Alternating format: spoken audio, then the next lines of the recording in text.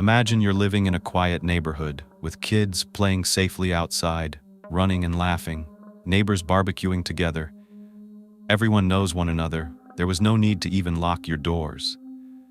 But all of that changed in 2010 when a quadruple murder rocked the subdivision in South Tallahassee, Florida. Someone brutally murdered a family of 4 in their Tallahassee neighborhood. Some officers say it's the most gruesome crime scene they've ever witnessed.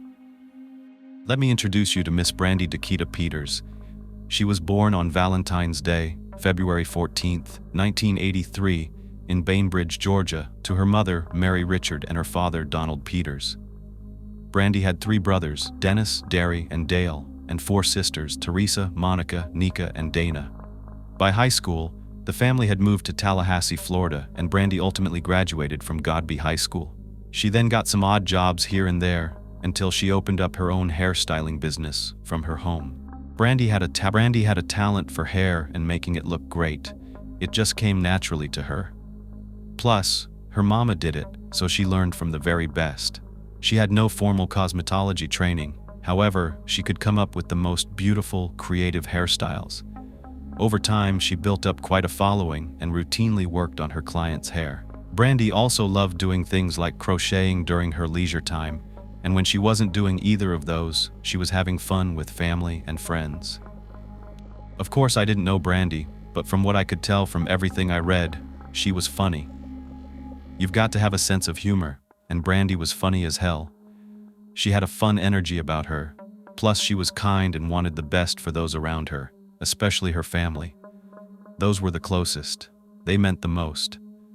And since she had such a large family, her extended family was even larger. She grew up among lots of cousins, and her favorite cousin was Janet Howard.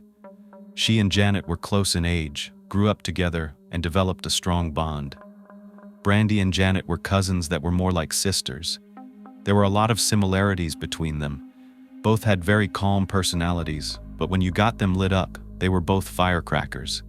They were not afraid to get loud if something upset them. They stood up for what they believed in and fought for it. They were strong, fierce women. Janet got even closer to Brandy when she was about 18 years old because she was living close by while attending Florida State University. At this time, she met Brandy's then-boyfriend, Antonio Anthony.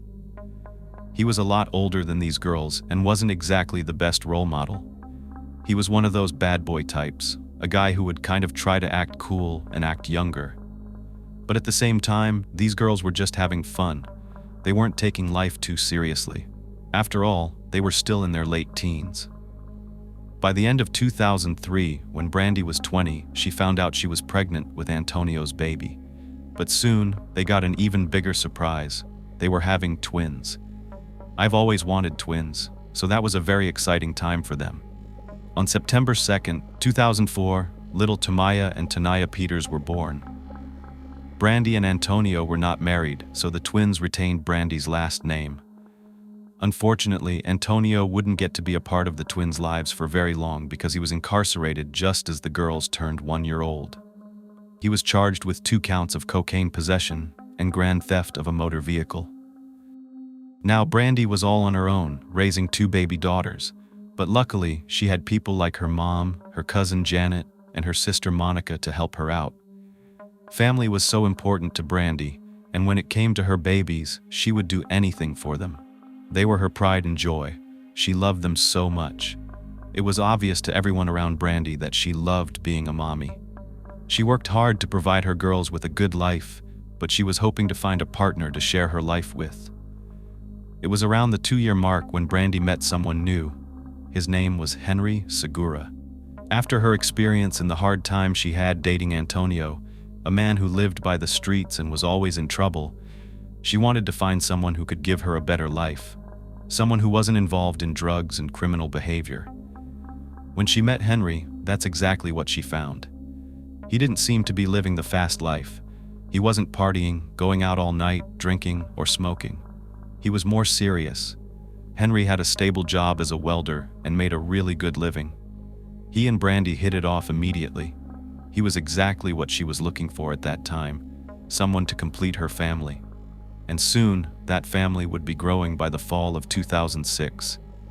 Brandy found out she was pregnant with Henry's baby, and by July 26, 2007, at 24 years old, Brandy gave birth to their son, whom they named Javante Richard Segura, combining Brandy's mother's maiden name, Richard, with Henry's last name, Segura. Even though the couple was not married, with her family growing, Brandy decided it was time to find a home that could accommodate all of them, a place where they could thrive as a family, somewhere safe and family-oriented. So she found the perfect spot in Saddle Creek Run, still in Tallahassee and not far from where Brandy grew up. It was a new development of single-family homes in this quaint little neighborhood. Brandy Peters and her family home was 908 Saddle Creek Run in Tallahassee, Florida. It's a cute little 3-bedroom, 2-bath home with a garage and a nice big backyard. The street is lined with cookie-cutter homes with adorable front porches and white fences. Their backyard, unlike some of the others on the opposite side of the street, did face a pretty densely wooded area that was not built up yet. Even after all this time, it still isn't. But it was an ideal place to live for families and students. It's close to both the Florida State University campus and Florida A&M University.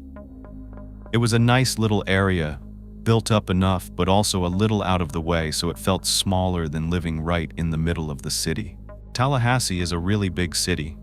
The population back then was around 200,000 people, and the student population alone was 70,000 people.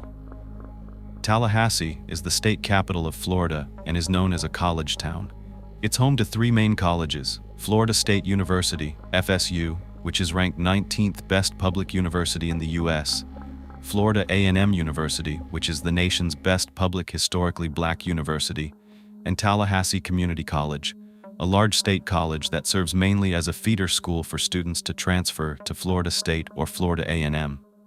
College life is a big deal in Tallahassee, especially football life, considering it is home to one of the most competitive college athletic programs in the nation, the Florida State Seminoles of FSU. College football games would bring in a significant amount of tourism to Leon County. FSU home games had an attendance of almost 600,000 people, with an average of around 82,000 per game. That is a lot of people coming in and out of the city, a lot of strangers. Brandy lived only 8 minutes away from the FSU college campus and what is known as College Town, and a mere 5-minute drive from Florida A&M. The twins' elementary school was also really close by, only 7 minutes from Brandy's house. So things were very convenient in this location. Even though things were going well for Brandy and the kids, she and Henry did end up breaking up by the time Javante was only 6 months old. But they were thriving under the care of their very capable mama. Plus, the grandma lived close by. So, let's jump to 2010. Brandy was 27, the twins were 6, and little Javante was 3 years old. The neighborhood was perfect. They were surrounded by so many other children, and the twins were known as Thing 1 and Thing 2 from Dr. Seuss. They were inseparable. They loved to dress exactly alike. I mean, they were identical twins, after all, so it kind of comes with the territory. The older of the twins, Tamaya, was outgoing and was especially close to her mom. Tanaya was a little quieter and followed her sister's lead. Both of them were little fashionistas. They loved singing and dancing, and they also followed in their mama's and grandmama's footsteps because they loved doing hair.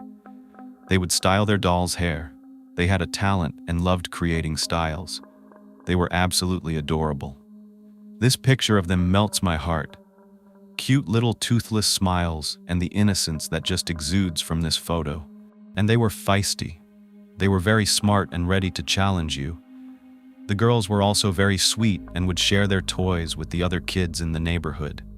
Little Javante, or Vante for short, or Tay-Tay as the sisters called him, was a typical 3-year-old. He would run around, having fun without a care in the world. He loved his older sisters and would mimic everything they did. They played for hours together. There was never a dull moment in their household. Vante attended Bond Head Start preschool during the day and loved it. He was said to be wise beyond his years and could engage adults in conversations like he was an old man. She called him her little Pookie. Just like his sisters, Vante loved to sing and dance, and he would also occasionally act like a rapper and entertain his family. A super cute little boy. and he was a mama's boy. Brandy set up an entire room. The door had his name on it. It was painted from the ceiling to the floor with beautiful stripes. She spoiled him. Brandy would spend a lot of the weekday evenings and weekends sitting on the front porch, watching her 3 children play with the neighbors' kids. They would play hide and seek and run around through different neighbors' yards. It was a safe place where she felt at ease, allowing them to enjoy being kids. They would tell people they had the best mommy in the world. She devoted so much time to making sure all 3 of them knew that they were loved. Everyone who knew Brandy and her kids knew that, above all else, Brandy was a great mom. She taught her children to be kind and loving, but she wouldn't forget to teach them how to stand up for themselves. One way people described Brandy was that she would never start anything, but she'd be quick to finish it. It was November of 2010, and it was Brandy's cousin Janet's turn to host Thanksgiving dinner. She was excited to see Brandy because, as you know, they were really close. Recently, Janet had moved 4 hours away to Tampa with a family of her own. However, they still got together for all of the holidays. Every year, the family would decide who would host a different holiday celebration, and then they would all gather there for a great time. Brandy and her brothers and their kids were set to come to Tampa on Saturday morning, November 20th, 2010, and they were going to stay the entire week to celebrate with everyone. Janet called Brandy on Friday night in anticipation of their get-together the next morning. She just couldn't wait, and Janet was surprised after Brandy did not pick up the phone. Despite trying to call her a number of times over the next couple of hours, 10 hours later, on the morning of November 20th, 2010, a 911 call came in to the Tallahassee Police Department around 10 a.m. from the south side of Tallahassee, in the quaint Saddle Creek Run subdivision. The police knew that this was a close-knit community where neighbors knew one another very well. They would have block parties and spend time barbecuing and hanging out outside with one another. Cece Timmons, a friend of Brandy's who lived across the street at 901 Saddle Creek Run, had been talking to her the night before. Since then, she was unable to get in touch with her, which was very unusual because they talked all the time, texting and calling on a regular basis. Now it was the next morning, and she still hadn't heard back from Brandy. Brandy's phone was going straight to voicemail, which was even more unusual. So, Brandy's mom was trying to get in touch with her that morning, but she wasn't getting an answer. She called Cece to check if she had heard from Brandy. Cece said she had not, and unfortunately, she was already at work, so she couldn't walk over to check. She called her son, Artron, who was only 14 at the time, and asked him to walk over to Brandy's and see if she was home. He did as his mother instructed, but when he walked up, he noticed blood on the outside of Brandy's house. Of course, he ran back home, called his mom, and let her know. She immediately called 911 and told them to please do a wellness check on Brandy's home. Officer Candace Jernigan was the first on the scene. By the time she pulled up, there was already a large gathering of people in the street waiting for the police. They were concerned and curious about what had happened at Brandy's house. They knew that she had young children and were worried about her. Officer Jernigan walked up to the front door and confirmed what Artron had said to his mother. There was blood on the outside of the home, right near the front door, and also on part of the garage door. The officer called for backup and then cleared the front of the house. She instructed all the people who were standing outside to stay clear of the home and the yard. Then, she walked up and slowly made her way from the garage to the front door, following the blood smears and listening to see if she could hear anything happening inside. As she got up to the front door, she checked to see if it was unlocked, and it was not. She continued walking around the perimeter of the home, checking the windows to see if any were open, and then continued to listen for any noises inside. She did all this as she made her way to the backyard. There was a back door to the home, and she tried to handle it. It was locked, but it had a window, and part of the drape was hanging to the side enough for her to peer into the home.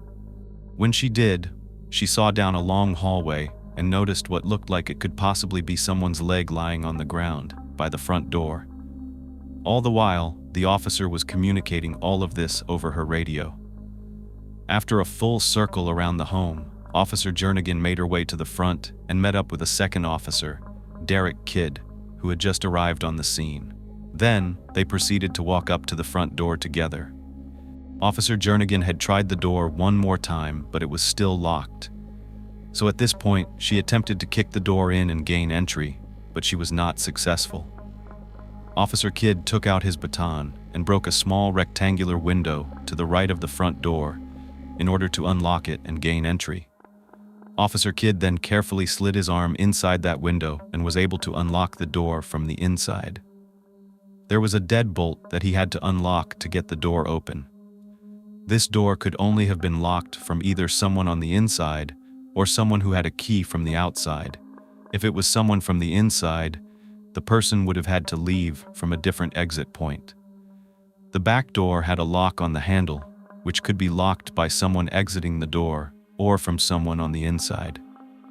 This is the kind of lock that you can turn and then step outside and close the door, and it would remain locked. Before stepping inside the home, Officer Jernigan yelled inside, asking for someone to present themselves if they were there, but they didn't get an answer. At that time, she looked down and confirmed what she thought she saw when she peered through the back door.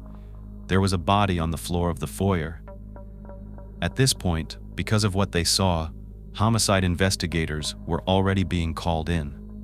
While Officer Jernigan and Kidd made their way inside to clear the house, they walked through to make sure that the perpetrator was not still inside. This could be an active scene. They had to make sure it was safe, ensure there were no other victims who might still be alive, or locate anyone else who might be deceased. As the homicide investigators arrived on the scene, Officer Jernigan decided to open the garage door as the best entry point for the team. They made their way inside through a door that led from the garage into the kitchen. Right away, they could tell a struggle had ensued. They noticed a lamp knocked over on the floor. It didn't take long before they saw the gruesome reality by the front door in the foyer. The scene that the first responders had stumbled upon when they'd broken that window. Investigator Mark Lewis took the lead on this case. On the floor near the front door was the bloodied and battered body of Brandy Peters.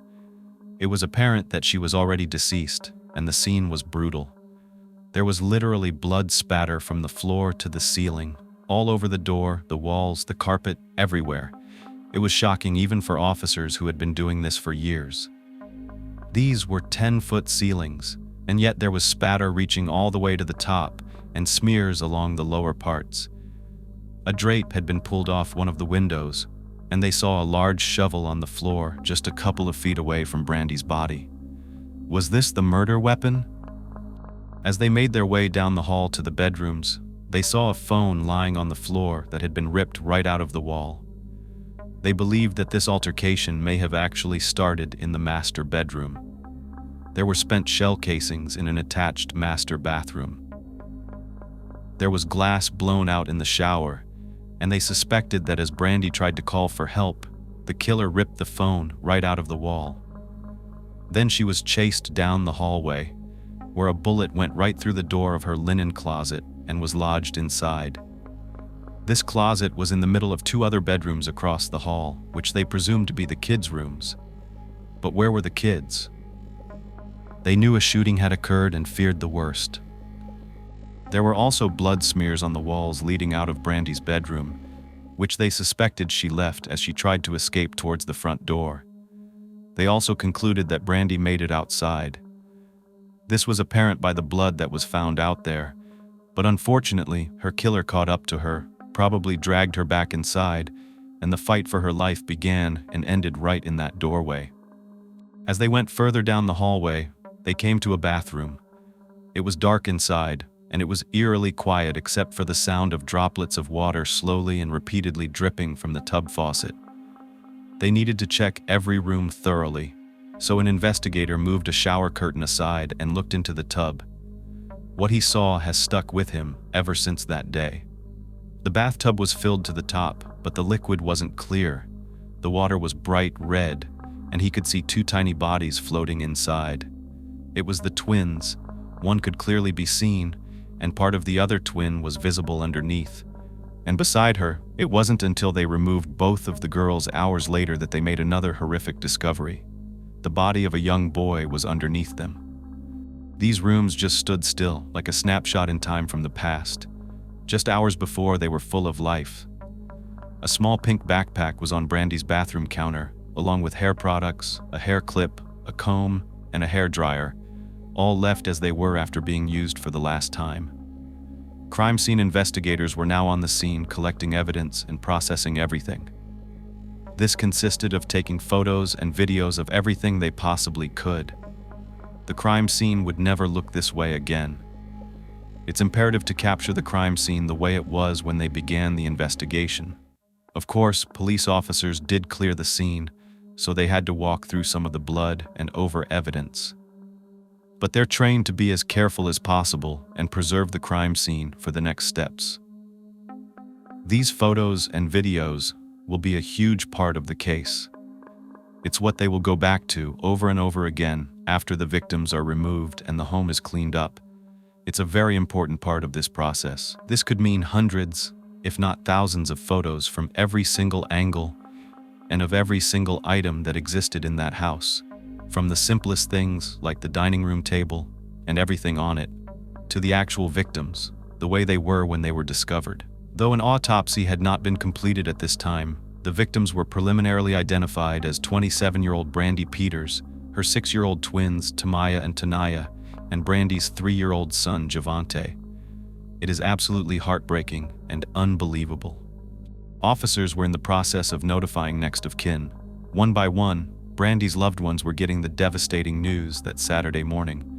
While Janet was getting ready at the hotel and awaiting the arrival of her family members, Brandy's brother Dennis called her, and all he could get out was, "Brandy is gone." But that did not make any sense to Janet. What did he mean, gone? Gone where? You don't expect to hear that your cousin, who you expect to be over any minute, is dead. So your brain tries to make sense of it all. What does he mean by gone? Janet had a mixture of emotions and confusion and told him, "I'm gonna need to call you back." She hung up and sat there for a few minutes in silence, trying to comprehend whether she was hearing what Dennis was saying. Was he telling her that Brandy was dead? You don't want to believe this, so she thought of a way to get clarity. She called him back and asked, "Where are Brandy's babies?" He said they were gone too, and that is how she knew what gone really meant. Once the reality set in, Janet called Abdul Howard, another one of Brandy's cousins. Through tears and hysteria, Janet was able to relay the tragic news about Brandy, the girls, and little Vante. It was completely unreal to Abdul. It was shocking, something that you never expect to happen to your own family. This was such a close, beautiful family with so much love for one another. To think a part of that family is permanently ripped away is devastating, and Abdul could not fathom why anyone would want to do this. What was more confusing was why someone would want to do this to children. They are innocent. There is nothing that can justify this ever. Back in Tallahassee, the neighborhood was rocked by the news of Brandy and her children's murders, especially Cece and her family. They wanted answers. They were gripped with fear and wondered if this was a targeted attack or if there was a killer roaming around looking for more victims. It was terrifying, and investigators had no leads. By all accounts, Brandy was an ordinary single mom with lovely young children. She did well for herself, lived in a nice neighborhood, had a close family and friends. It really didn't make sense. But one thing was for sure. This was an active neighborhood with a lot of people who could have seen something or heard something. So the very first thing investigators wanted to do was find out who the people were who lived near her and question all of them. Did they see or hear anything unusual the night before? These homes were quite close together. They're right next door to Brandy. Investigators were confident that someone heard something, so they went door to door to find out what these people close by could tell them. While other officers were still working on notifying members of Brandy's family about the murders, they were trying to do this before the media started to broadcast the story. Because we know that happens, and it happens fast. You don't want a family getting notified about what happened to their loved ones via a tweet, a Facebook group, the news, or even a YouTuber. The first thing that investigators wanted to do was build a profile of Brandy Peters. I've talked about this before, but it's referred to as victimology. Who was she? Who did she know? What was her routine, her personality, her habits? What did she do for work? Essentially, what was Brandy like? Because this is going to help determine who the central suspects are and also develop a timeline. When you find a victim deceased, they are pronounced dead at that moment, but that is not their actual time of death. That might be their legal time of death, but in order to find out when they actually died, you have to build out what that person was doing before they died. The easiest way to do this is to get in contact with people who knew Brandy, knowing who she talked to last, and so on. Some of the first people that investigators want to talk to are neighbors, friends, and family. Initially, when the campus neighborhood, especially the two neighbors on either side of Brandy's house, were questioned, they said they didn't hear anything out of the ordinary. They didn't hear gunshots ringing out or anything unusual, which led investigators to believe that the struggle might have occurred after most people were in bed. They pieced that together with this next bit of information. Cece Timmons' husband, Marquise, said that he made dinner and then brought some to his dad's house. On his way back around 8:30, he saw a car in Brandy's driveway that he had never seen before. It was a dark-colored SUV parked right next to her car. Another neighbor, Johanna Nelson Scott, arrived home around 10:50 or 11 p.m. Man told police she saw a white SUV in Brandy's driveway. Johanna's husband, Leon, said that he also saw that SUV when he arrived at 1 a.m. They live in the house right next to Brandy's at 912 Saddle Creek Road. They had two dogs, one stayed outside, named Zeus, and one was an indoor dog. Johanna got home at 11 p.m. Man saw the white SUV in Brandy's driveway. Later, sometime in the middle of the night, after her husband came home, so it would be after 1 a.m., she was on the phone with a friend, and her dog Zeus was going crazy outside. He was running the fence line on the side where Brandy's house is. The Scotts had floodlights that came on, and the dog was barking so much that Johanna went outside to calm him down. She said her dog doesn't usually go that crazy unless there's a commotion outside. For example, the dog would go crazy if there was a party at the college student's house on the other side of her. Someone else, Darius Mount and his wife Shayna, who live 50 yards away from Brandy, also heard the dog barking. It was so out of the ordinary that they called the police around 1:30 a.m. Come out to the Scott's house and made a report. The police also drove around the neighborhood to see if anything was out of the ordinary, but reported nothing unusual. This means officers were right in that area, around 1:40 to 2 a.m. next to Brandy's house, and didn't hear or see anything that raised a red flag.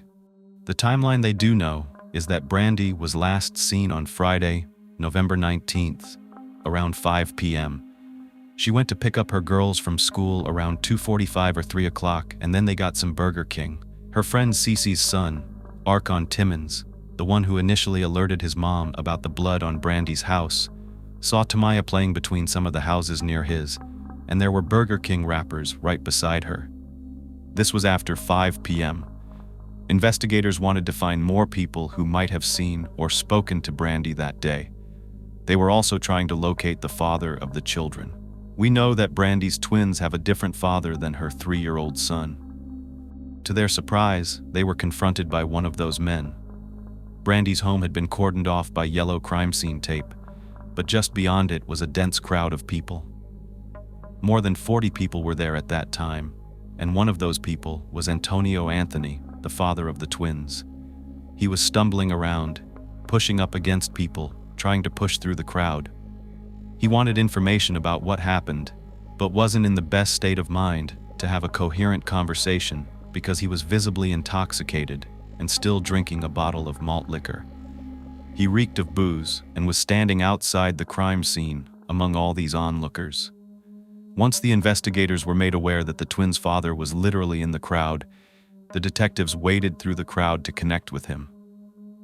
They wanted to speak to him, but he said he would only speak to them if he could see his daughters.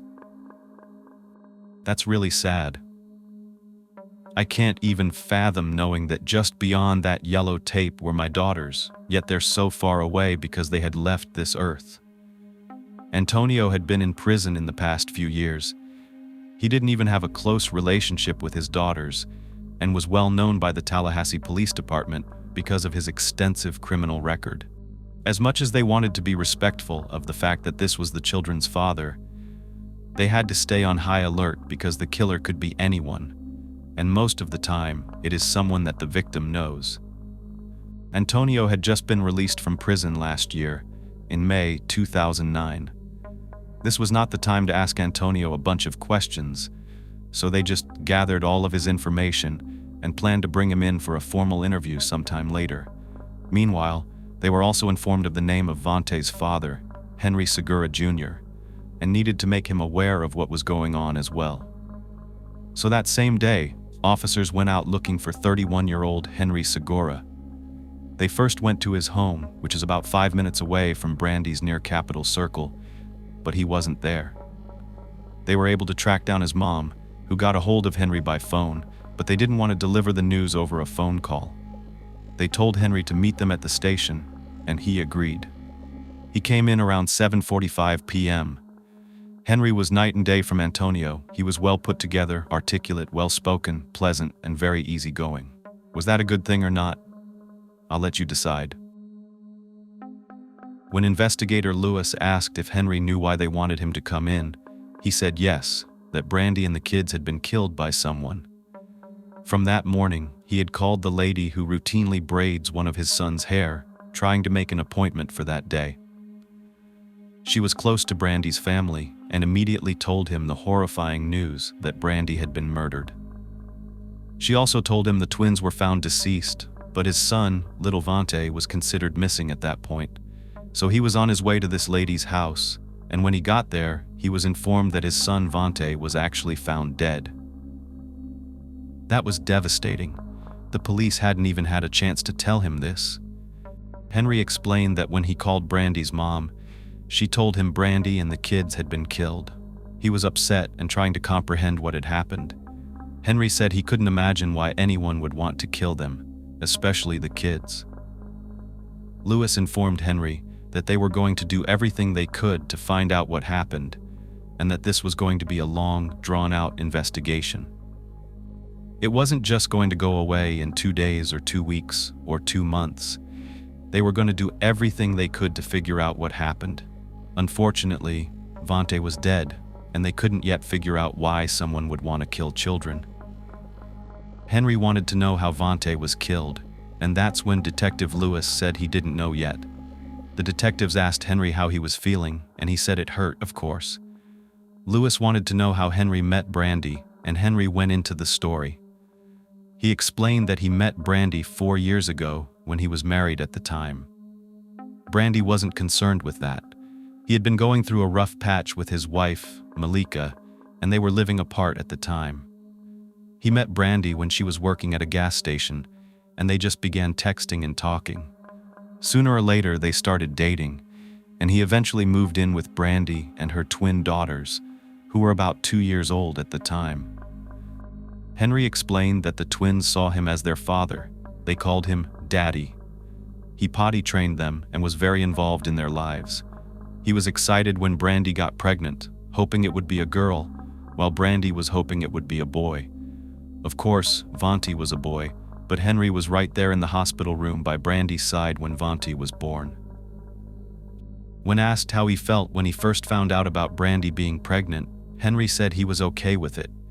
He was hoping for a girl, but didn't have any issues with it. Henry described Brandy as spunky and brought a smile to his face. He said she was down to earth, a real sweet person and a cool person, adding that she was also a really good mother. Henry described her as a go-getter who wouldn't let anything hold her back. If she wanted something, she would do it. She was a survivor. However, they ended up breaking up because Henry never got divorced from his wife, Malika. They had been together for over a decade. Despite their issues, Henry loved Malika, and she was trying to get him back. After some time, he realized he wanted to work things out with her. So, he did end up breaking up with Brandy. It was around the time that Vonti was 6 months old, and he admits he wasn't around his son as much as he wished he had been. But he stopped wanting to be around him after Brandy started some drama with his wife. Apparently, according to him, he texted her calling her names, and when he confronted Brandy about it, she just kinda laughed it off. She thought it was funny. But Henry didn't see it that way, so he decided not to keep in touch with her as much. So he would pay her in cash until he had established a child support plan. They wanted to know if Henry was actually paying child support for his son.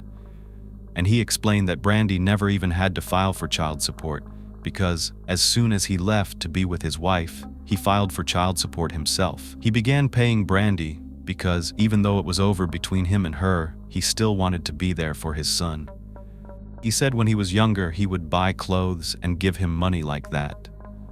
But then, when he put himself on child support, I don't know when it was, you can probably look it up, he established a formal plan. The relationship between him and her was amicable, and they got along for the most part, according to Henry.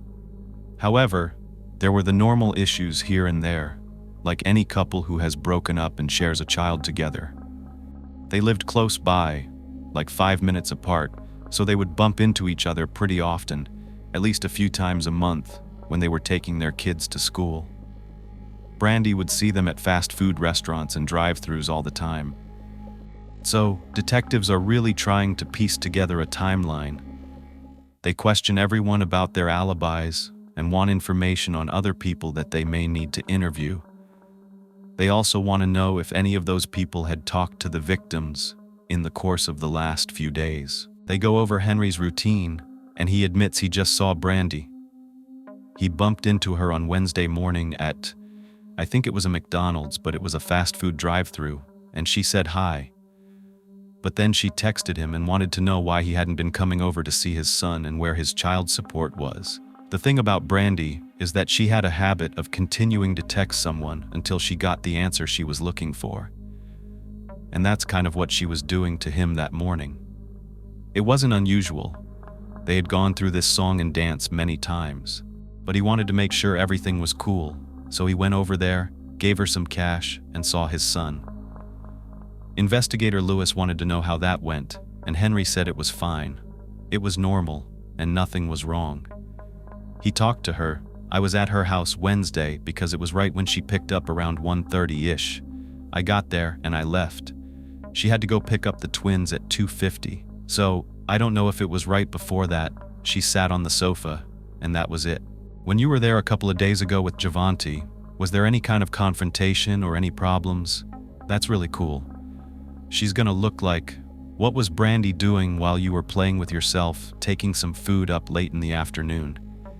He said that Brandy texted him on Friday, but he never texted back. That was the day they believed she was murdered. So they want to know more about what he was doing that day. He says he got up around 7 because he had to drop his 2 sons off at school by 9, one at middle school and the other at elementary school. Then he stopped by McDonald's and went home. He wasn't working on any welding jobs at the moment, so he went home and started working on a car. One of his hobbies is buying older cars, fixing them up, and selling them. So that's where he said he stayed all day. That night, he thinks he fell asleep around 10 while watching a movie. Of course, detectives want to know if they can check this alibi. They plan to get his phone records for GPS purposes. He gives them his number, and then his parents' number as well. They took turns shooting the bow and arrows, and he was retrieving the arrows. Silas lives in a more rural area where there's a lot of land. They have another name, Silas Adam Thornton, which is their goal, to keep getting a list of names. With that name, they want a telephone number. He gives them a couple of numbers he knows. They also want Henry's DNA, which he's more than willing to provide. Then they asked him to lift up his shirt. They do this because they want to check for bruises and scratches. There didn't appear to be any on his body, but they did notice a really big, fairly new surgical scar on his stomach. They want to know what happened. Surprisingly, he says in July he got shot. He says that he stopped in a kind of sketchy part of town to ask for directions, and for some reason, these guys got freaked out and started shooting. One of the bullets hit his stomach. The doctor said he had to have exploratory surgery. They had to go all the way down to his groin to find the bullet. It was pretty bad. Other than that, there were no significant injuries on him. He had a couple of scratches on his forearms. They didn't even draw blood, and he said he got those the day he was with Silas because he was putting his hand through the bushes to grab the arrows out. After being thoroughly questioned and fully compliant, detectives had all the information they needed from Henry, and he was free to go. Now they wanted to track down people who knew Henry so they could ask about his character. They located a friend of his, Tyra Wilcoxon, who has known Henry since they were in middle school. She says he's funny, a loving person, always joking around and laughing. He got along with everyone. One of the things she really admired about him was that he was thoughtful. If he went somewhere, you didn't even have to ask him, and he would bring something back for you. That's just what he did. That's who he was. He also loved to spend time making home-cooked meals, and she called him a diamond in the rough. He was not the typical guy, but definitely more husband material. He was great with kids, according to Tyra. He always liked teaching them things and giving them his attention, and he was intelligent as well. Finally, after this, they got a hold of Henry's phone GPS data, and it turns out he's telling the truth. His phone GPS put him at his house the whole day on November 19th, after he came home from dropping his kids off at school. So at this point, they need to find out more about the twins' father, Antonio. Since they already know this man has a record, they pull it, and here's what they find out. He's 44 years old, which means he's 17 years older than Brandy. He has served 3 prison terms in the last 20 years, with his most recent sentence being 4 years for 2 counts of cocaine possession and grand theft of a car. His prior offenses were worse: aggravated battery with a weapon and armed burglary. Another thing that stood out was that, merely 3 days before the murders, Antonio was with Brandy in court. Yes, that's right. On November 16th, they attended a child support hearing where the judge ordered Antonio to pay $307 a month. He also retroactively owed $22,000 or more to Brandy for all the time she went without payment for the twins. Well, that's interesting. They definitely want to call Antonio in for a formal interview. He agrees and comes down to the station. He's exactly what you would expect from a convicted felon: rugged, rough around the edges, with a tattoo of a gun on his left arm. I guess you could say he's always armed. All jokes aside, he's not an easy person to talk to and is very apprehensive of police officers. He even tries to open up to them emotionally about what happened, but the detectives just shot him down. They knew his song and dance about how bad everything was affecting him. They knew it could be an act. He had hardly seen these kids in the last 6 years and immediately changes his tune. "Yeah, I don't want to know," he says. "That's why I'm hurt, because I didn't get a chance to see them, and now they're gone." When asked about the very last time he saw Brandy, he says it was just to establish child support, nothing more. But was he bitter about it? Was he mad? Did something stop him enough to kill? If he got rid of Brandy or the kids or both, he would no longer have to pay. Of course, detectives are very curious as to how this meeting at the courthouse made him feel, and this is what he said. What was the last time? But, like I said, the main point is that he told them he was not involved in these murders in any way, and he knows nothing about them. He also gave them an alibi, which detectives told him they would check out ASAP and they would be in touch. He willingly provided his DNA as well. There wasn't much else they needed for now. Unlike Henry, Antonio's relationship with Brandy ended many years ago, so they could obtain a lot more information because of his criminal record. What they're going to focus on now is gathering as much evidence as possible from the crime scene. That's the most important thing they need to do at this point. Time is of the essence. Evidence can change, degrade, or be overlooked. Food is even important because it can give you a timeline. They need to get back there where the CSI teams are working tirelessly. 72 hours into this investigation, it's the 23rd of November, and they're still processing the crime scene. It took them 3 full days to finish. When I think about it, I'm going to mention something, and I hope it doesn't upset anyone. I mean, this is upsetting, this whole case is upsetting, but I'm going to mention another case, and it's a controversial topic right now. I have to mention the Idaho College students. It occurred in Moscow, Idaho, where University of Idaho students Maddie Mogen, her best friend Kaylee Gonzalez, as well as Ethan Chapman and his girlfriend Xana Kernodle, were killed in an off-campus house. It's another quadruple homicide, and there are similarities in the way that these crimes are investigated. Both were violent and gruesome in nature. And I do take cases that are similar into consideration when I think about what could have happened in an unsolved case like the one in Idaho, which has been on my mind a lot since it just occurred back in November. Both of these cases happened in November, right before Thanksgiving, in a college town.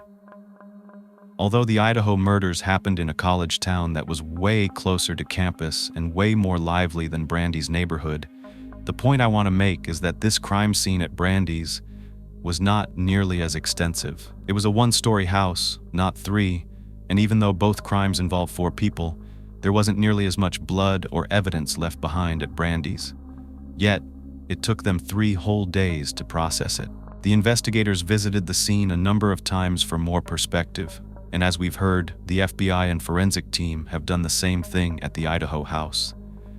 It most likely took the Idaho investigators 4 times as long, maybe 2 full weeks or more, to collect all the evidence, since there's so much foot traffic in that home in a college town. In Idaho, they have a huge job of locating every single person whose phone pinged within probably a 10-mile radius around the suspected time of death. They would pull up that data first, that's probably one of the first things they did, to pull all of that data from the towers. Then each one of those people would have to be eliminated, starting from the phones that pinged the closest and then out to the furthest. That job could take months. They'd be looking at possible DNA from dozens of students who came into that house. It was a party house, so there was a lot of foot traffic. They would need to gather each piece of hair, every fingerprint. All of it has to be collected and tested against every person known to have entered that home, at least in the past couple of months, so they could be ruled out, leaving behind only the potential killer's DNA unaccounted for. It's a real process of elimination, and it's a huge job. So a month going by really isn't that long. DNA takes weeks to process, even with 60-some FBI agents and officers working the Idaho case. It's going to take some time, unless someone confesses. They've already conducted 250 interviews, and this is day 37 that I'm doing this video. That's a lot of evidence collection. It's not an easy job. Brandy's home was searched from top to bottom, with everything being considered evidence unless it was ruled out. Every toy, every piece of paper, everything had to be gone through and processed. One of the investigators said they took every single item out of Brandy's house because you never know what would be important, even down to a piece of random plastic they found on the floor. You just never know. Something they had to keep in mind right away was the location of this neighborhood. It is in proximity to Capitol Stadium. A lot of football games happen, and bands are playing. There's a lot of loud noise, people cheering and screaming. There's a lot going on, and it's actually very hard to hear when they were canvassing the neighborhood. They were trying to talk to neighbors outside, and there were these loud sounds coming from all around the city. Also, something else to note was that when they stepped inside the homes, the noise was so muffled you could hardly hear it. They were surprised by how quiet it was once you're off the street and inside the house. This led investigators to believe that neighbors probably could not hear what was going on in Brandy's house during that struggle. There was no forced entry into the home, so how did this person get inside? There was one window with a screen that was kind of hanging off on the side of the house, but all the windows were closed and locked. There was blood on the back door, and presumably this is where the perpetrator most likely exited the house. They did not need a key to lock this door. You can lock it from the inside, close it, and then escape through this very densely wooded area at the back of Brandy's house, with no fence around it. The garage area did not appear to have been disturbed at all. There were kids' bikes, a washer and dryer, a lawnmower, and other normal miscellaneous items. The kitchen looked like it had been recently used, but other than that, It was not disturbed with any actual foul play. It looked like there might be some food items off to the right, though I wasn't able to tell. It kind of looked like a child's juice box. There was also a long lanyard laying on the counter, which appeared to have a key at the end of it. I'm not sure what this small black item next to it is, though. In the master bedroom, Brandy's room, the TV was still on, and the bed was half made. If you look at it, it kind of looks like Brandy may have just pulled the covers down on one side and gotten into bed. They also see what looks like Brandy's purse, which is laying on the floor. There are condoms scattered around the bedspread, along with a pencil lighter, several debit cards, papers that were saved and folded inside, brochures, business cards, a wallet, and a pair of blue jeans. Was the killer looking for something? Had they found it? Was this linked to the reason why Brandy was murdered? Nothing looked disturbed on the entertainment center right above the TV. There were books, papers, beauty products, hygiene products, the usual items you would find in a bedroom, along with blue water jugs that appeared to be filled with coins. But there wasn't much that seemed to be disturbed in a major way. Brandy's keys were also on top of the TV stand. However, there was something else that was interesting and potentially significant: an envelope with an opened letter still inside. When they looked at where it came from, it was from an inmate at the Federal Department of Corrections in Tallahassee. It appeared to have been read and then put back inside the envelope. There were similar letters and envelopes on top of the TV stand on the floor, suggesting this person was writing to Brandy on a semi-regular basis. Moving to the front room, where they found Brandy, there was a lot of evidence in this area. A fake plant was overturned and lying on the ground next to a black couch in the sitting area. It looked organized and untouched, but closer inspection revealed blood on the couch and a smear of blood on a light bulb that was on an overturned lamp lying on the floor. As you moved toward the front door foyer area, there was a massive amount of blood on the tile right in front of the door. One of the drapes on the left window had been torn and was hanging by a thread. In cases with such traumatic injuries, like this one and the Idaho case, it's impossible to collect all the blood for testing. They presume it came from the victims, since that's who was injured, but they can't be sure if any of the blood belongs to the perpetrator or anyone else without testing it. With such an extreme amount of blood, they have to choose wisely where to take swabs, hoping to get enough variation to determine if there was more than one individual involved. However, it's not always possible to be 100% accurate. For example, if there's a droplet of blood and next to it, another droplet that's missed happens to be from the perpetrator, it could be overlooked. The forensic team works diligently to ensure they're as thorough as possible, taking swabs from many different points on the blood and around the entire foyer area. As for the children's rooms, there didn't seem to be any evidence of a struggle, which is particularly sad because the perpetrator likely didn't need to use much force to get them to comply. If this happened at night, they were most likely asleep when it occurred, though there is some evidence to the contrary that we will get to later. There were also 4 sets of unknown shoe prints in blood that were unaccounted for. All of Brandy's shoes and those of the kids were ruled out by November 22nd. The autopsies had been completed, but police spokesperson David McCraney refused to release any details about how the victims died because it could harm the investigation. Like in the Idaho case, the police in this case also kept details about the condition of the bodies from the public. This was in regard to the condition of the bodies in this case. All they would say is that Brandy and her children were killed in a violent manner. We know the same happened to the 4 university students in Idaho. They were killed, but details remain sparse to preserve the integrity of the investigation. The autopsy report revealed that Brandy was shot 7 times with a .32 caliber weapon. She had a wound to the scalp that did not penetrate the skull or exit, another to the right ear, one to the upper right arm, one to the left chest area, which did not exit and traveled to her abdomen, one on the left part of her back, with no exit wound, another to her left shoulder, and one in her right forearm. Documenting all of Brandy's injuries took 3 full pages. Although these gunshot wounds were severe, they were not the cause of her death. Brandy died from blunt force trauma, essentially beaten to death. The most significant wound was a large laceration to her head, running down the center of her forehead. Her skull was fractured in 2 places. This wound becomes central to the case. There were numerous lacerations to her face, neck, and head, and the type of weapon or weapons used besides the firearm was not clear. There were at least 3 different shapes to Brandy's injuries, suggesting more than one perpetrator may have been involved. A red shovel was found next to Brandy's body but did not test positive for blood, hair, or any DNA. Its presence was unusual.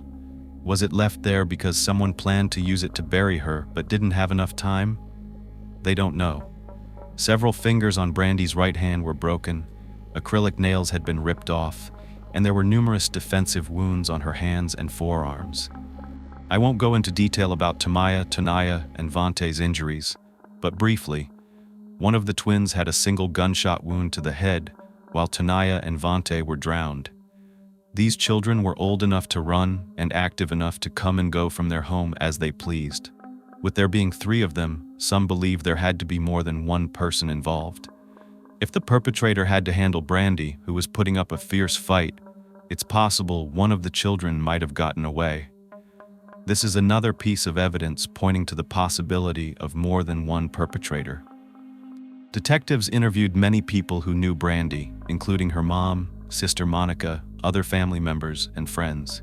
I can't go into every detail of each interview, but I will provide the pertinent information relevant to the timeline.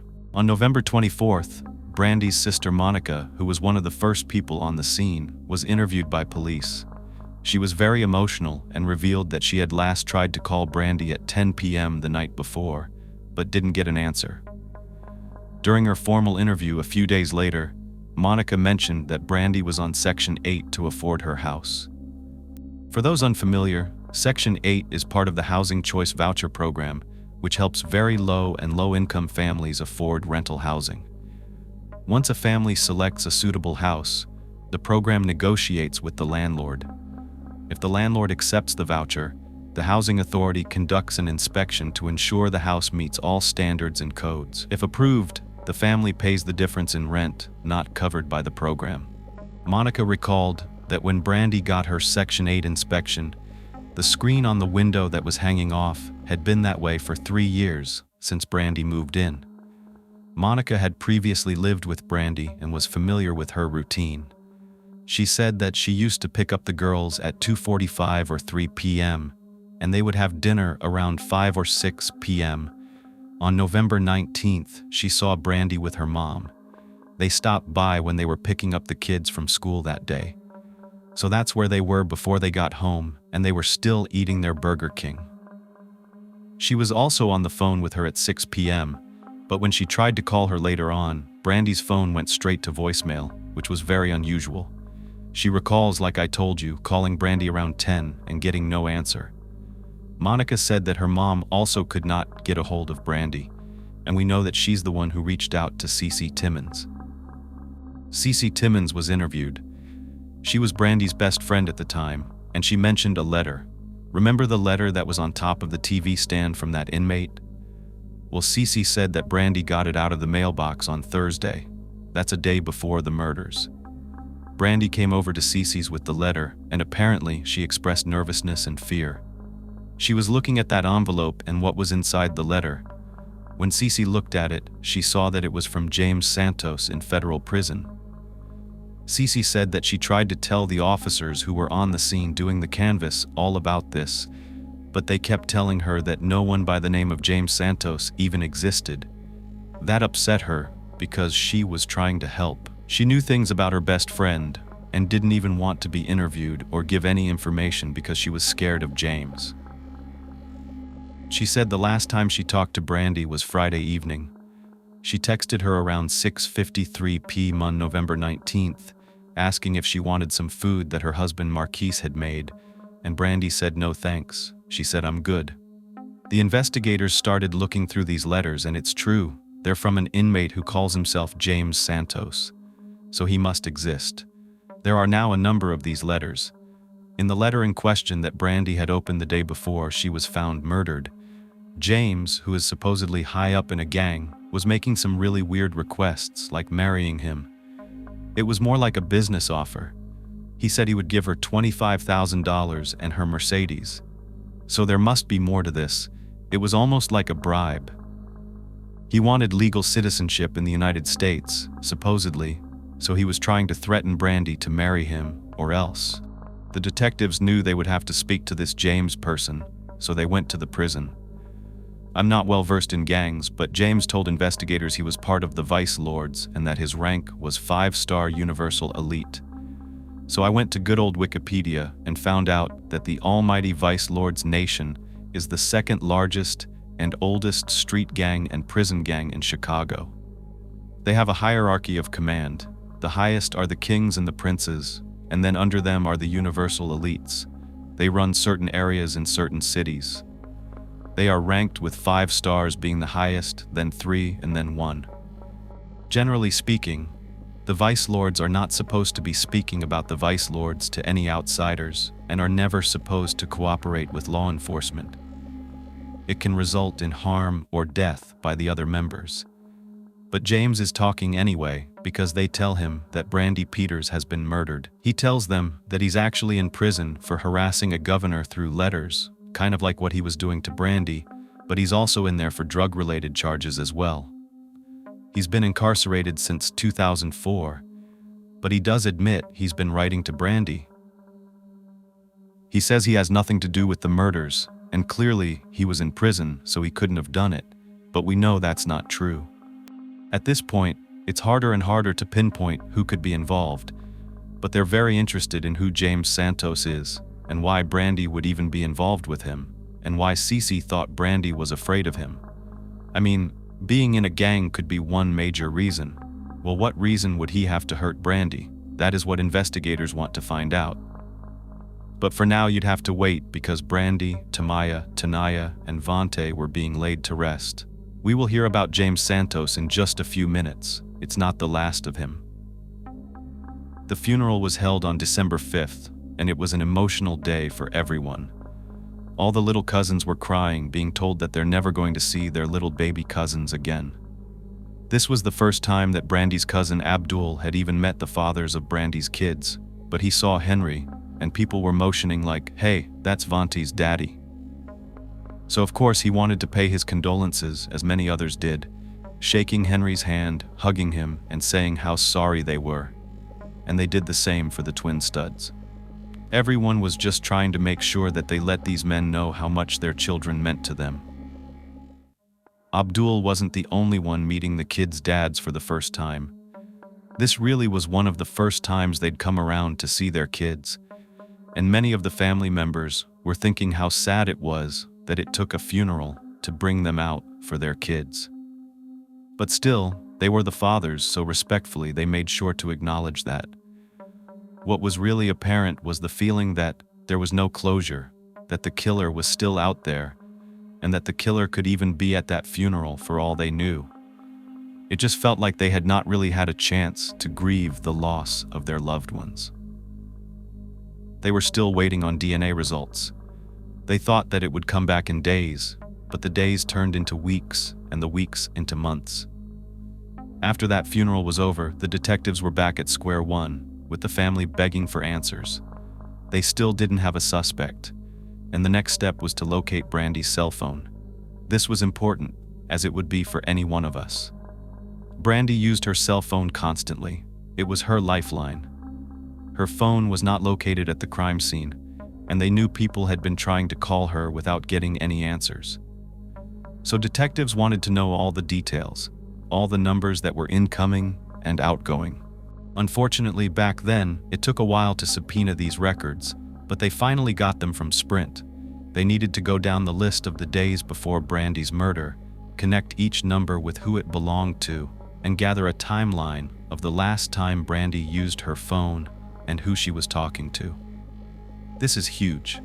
Actually, phones have become more and more important over time. Nowadays, GPS coordinates are used in almost every case. For example, when the Idaho murders took place, one of the first things detectives probably did was get tower records, because that is a surefire way to find who was in that area if their phone was pinging there. Who are they, and why were they there, especially at the time the murders are suspected to have occurred. Phones give away killers' locations all the time. It was vital in the Chandler Halderson case that I did.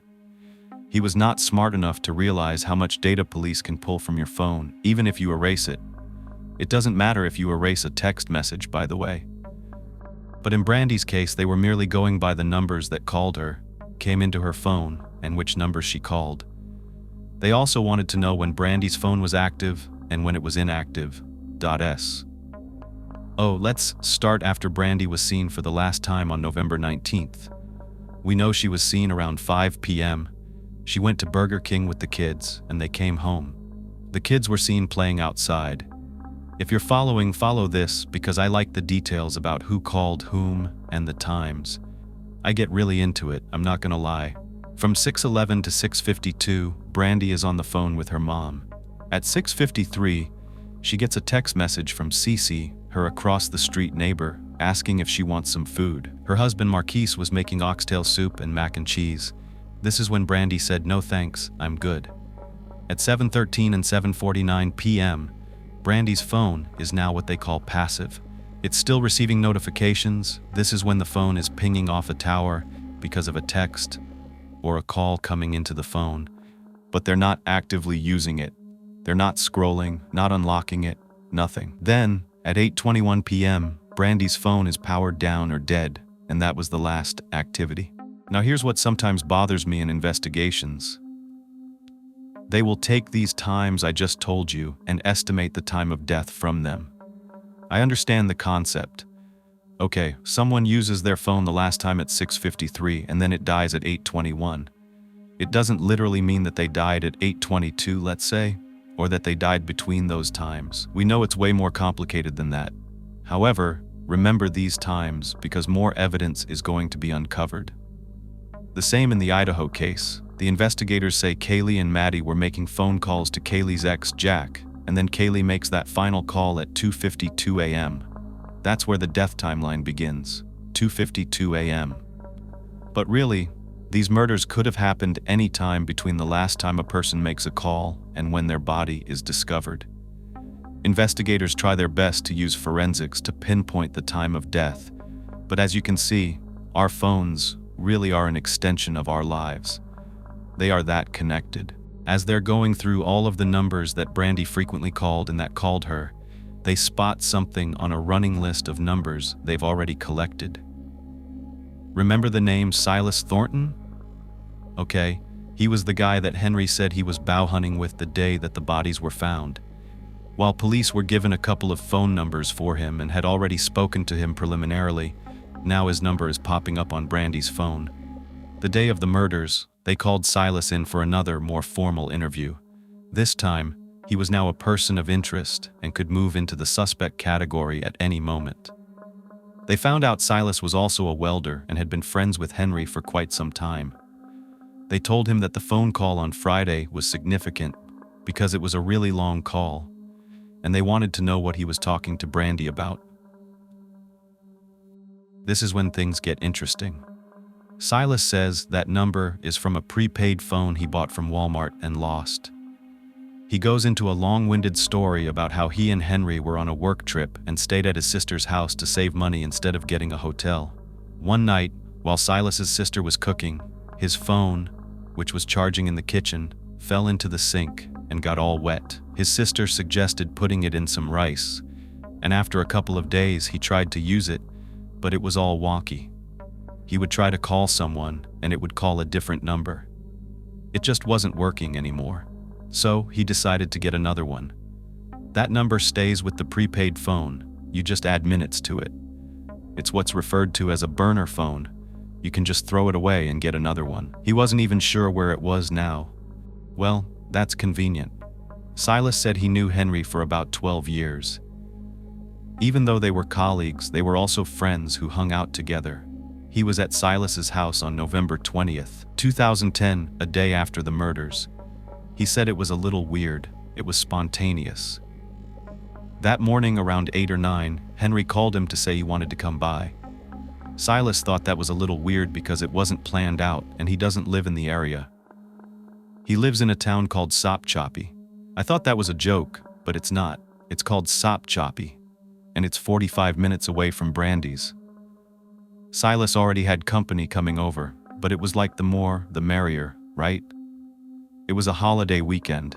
They shot bow and arrows out behind his house towards the woods, and it's true. They would go retrieve the arrows for each other through a wire fence with bushes. Remember, Henry had a little bit of a scratch problem on his forearms. Nothing serious, no blood. Now we know this is interesting, but the most important thing they want to find out about is the burner phone. When they pull the records for that phone, there's another number that's called very frequently, and it belongs to a woman they've already spoken to. You may remember her name, Tyra Wilcoxon. She was the one interviewed regarding Henry. She was his friend since middle school and gave police a lot of information about his character. Why was this phone calling her? It was time for Tyra to speak up. They pulled right up to Tyra's house to speak with her. This time she acted a little differently and provided information she hadn't given before. She admitted she was actually Henry's ex-girlfriend and had been seeing him while he was still in a relationship with Brandy and married to his wife Malika. So they're counting and they're like, okay, he's got 3 ladies at this point, and presumably he's using the phone that Silas lost.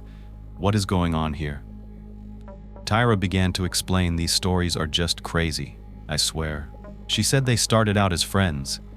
He wasn't even her type, but he was quite the sweet talker. He knew how to charm the ladies and would tell her everything she wanted to hear, that he was leaving his wife soon, that he was breaking things off with Brandy, and that he was going to be all hers. Apparently, Henry was using Silas's old prepaid phone as his secret hookup phone. He was using it to talk to other women and trick his wife into thinking he wasn't still cheating, since she had known all about Brandy but had taken him back. Here he was again, messing with another woman and promising her the world. Now, here's where things get even crazier. When Tyra was asked about these other women, she said she knew about his wife and Brandy and that Henry never talked badly about his wife. He just said, you know what? We're not working out and we're ending it. But when it came to Brandy, he did not have very nice things to say about her. For one thing, he would always say that Brandy tricked him into thinking that Vante was his kid. When she would tell him that Vante wasn't his, that was interesting. Henry said anytime she was mad at him, she would say, you know what, Vante isn't even yours. But then other times, when she wanted child support, she would say, yes, he is, and she would kind of guilt trip him. Henry told Tyra, according to her, that he felt like Brandy was trying to trap him by trying to get pregnant with his child. This is all good information, but it doesn't lead detectives to any real evidence that Henry was involved in Brandy's murder. Besides, they were broken up for a while at this time, at the end of their relationship when Vante was 6 months old and he was 3 at the time of his death. Exes don't always have the best perspectives on one another, especially after the fact. But Tyra adds that just a couple of days before the murder, he supposedly came to her house raging mad. She thinks it was on Wednesday evening. When detectives asked why he was mad, she said he wouldn't tell her but was furious. Her point in saying all this was that she believed he was a shady person who kept secrets, and she wouldn't be surprised if he had something to do with Brandy's murder. Really? Because it seems like none of Henry's women liked each other very much. Remember, Brandy called Malika names, so it's not uncommon for this behavior. When asked if Henry was violent, Tyra said she went on a trip with him to Georgia, and they ended up breaking up after a really heated argument. Of course, they ended up talking again. It turns out they got into a huge fight in Savannah, Georgia, because Tyra got a hold of his phone and called his wife, telling her she was with Henry. So of course he got furious, dumped all her stuff on the side of the road, and abandoned her there as well.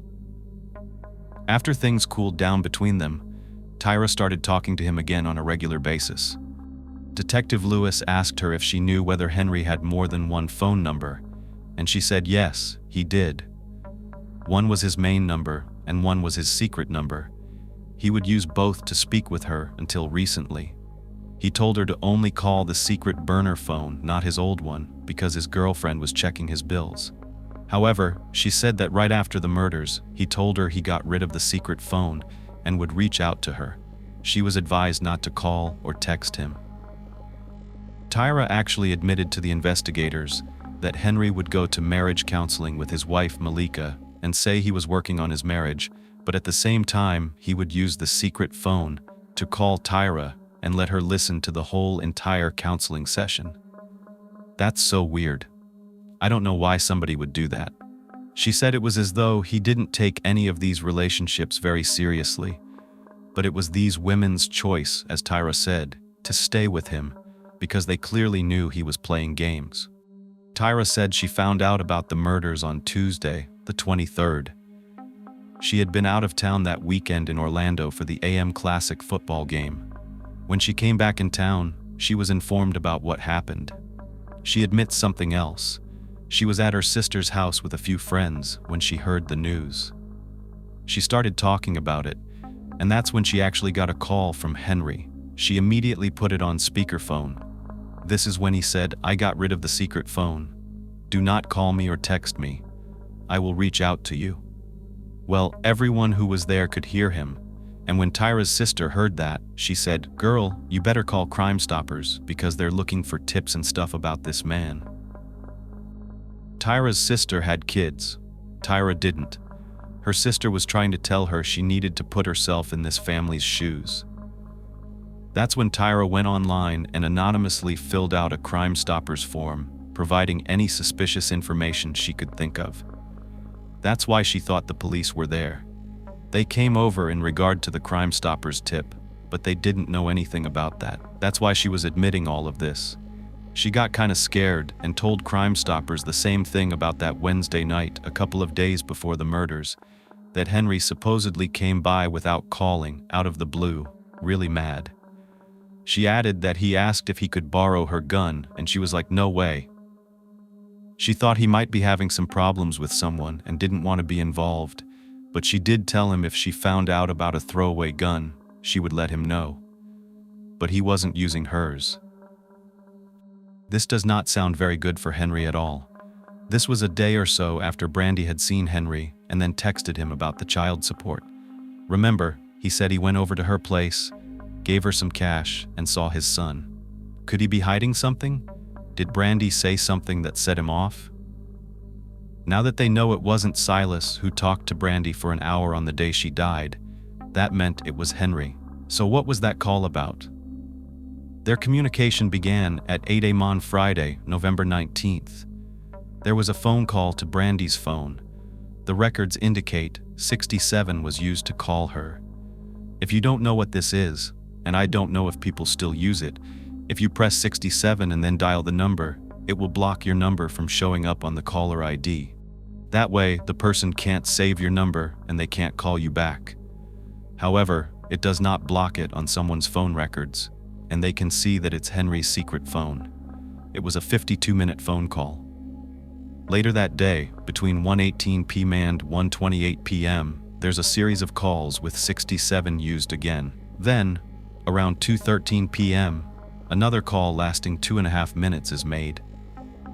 Brandy would not have been able to see who these calls were coming from if she was just looking at her phone, but obviously if she picked up and talked to them, she would know who it was, and she knew it was Henry.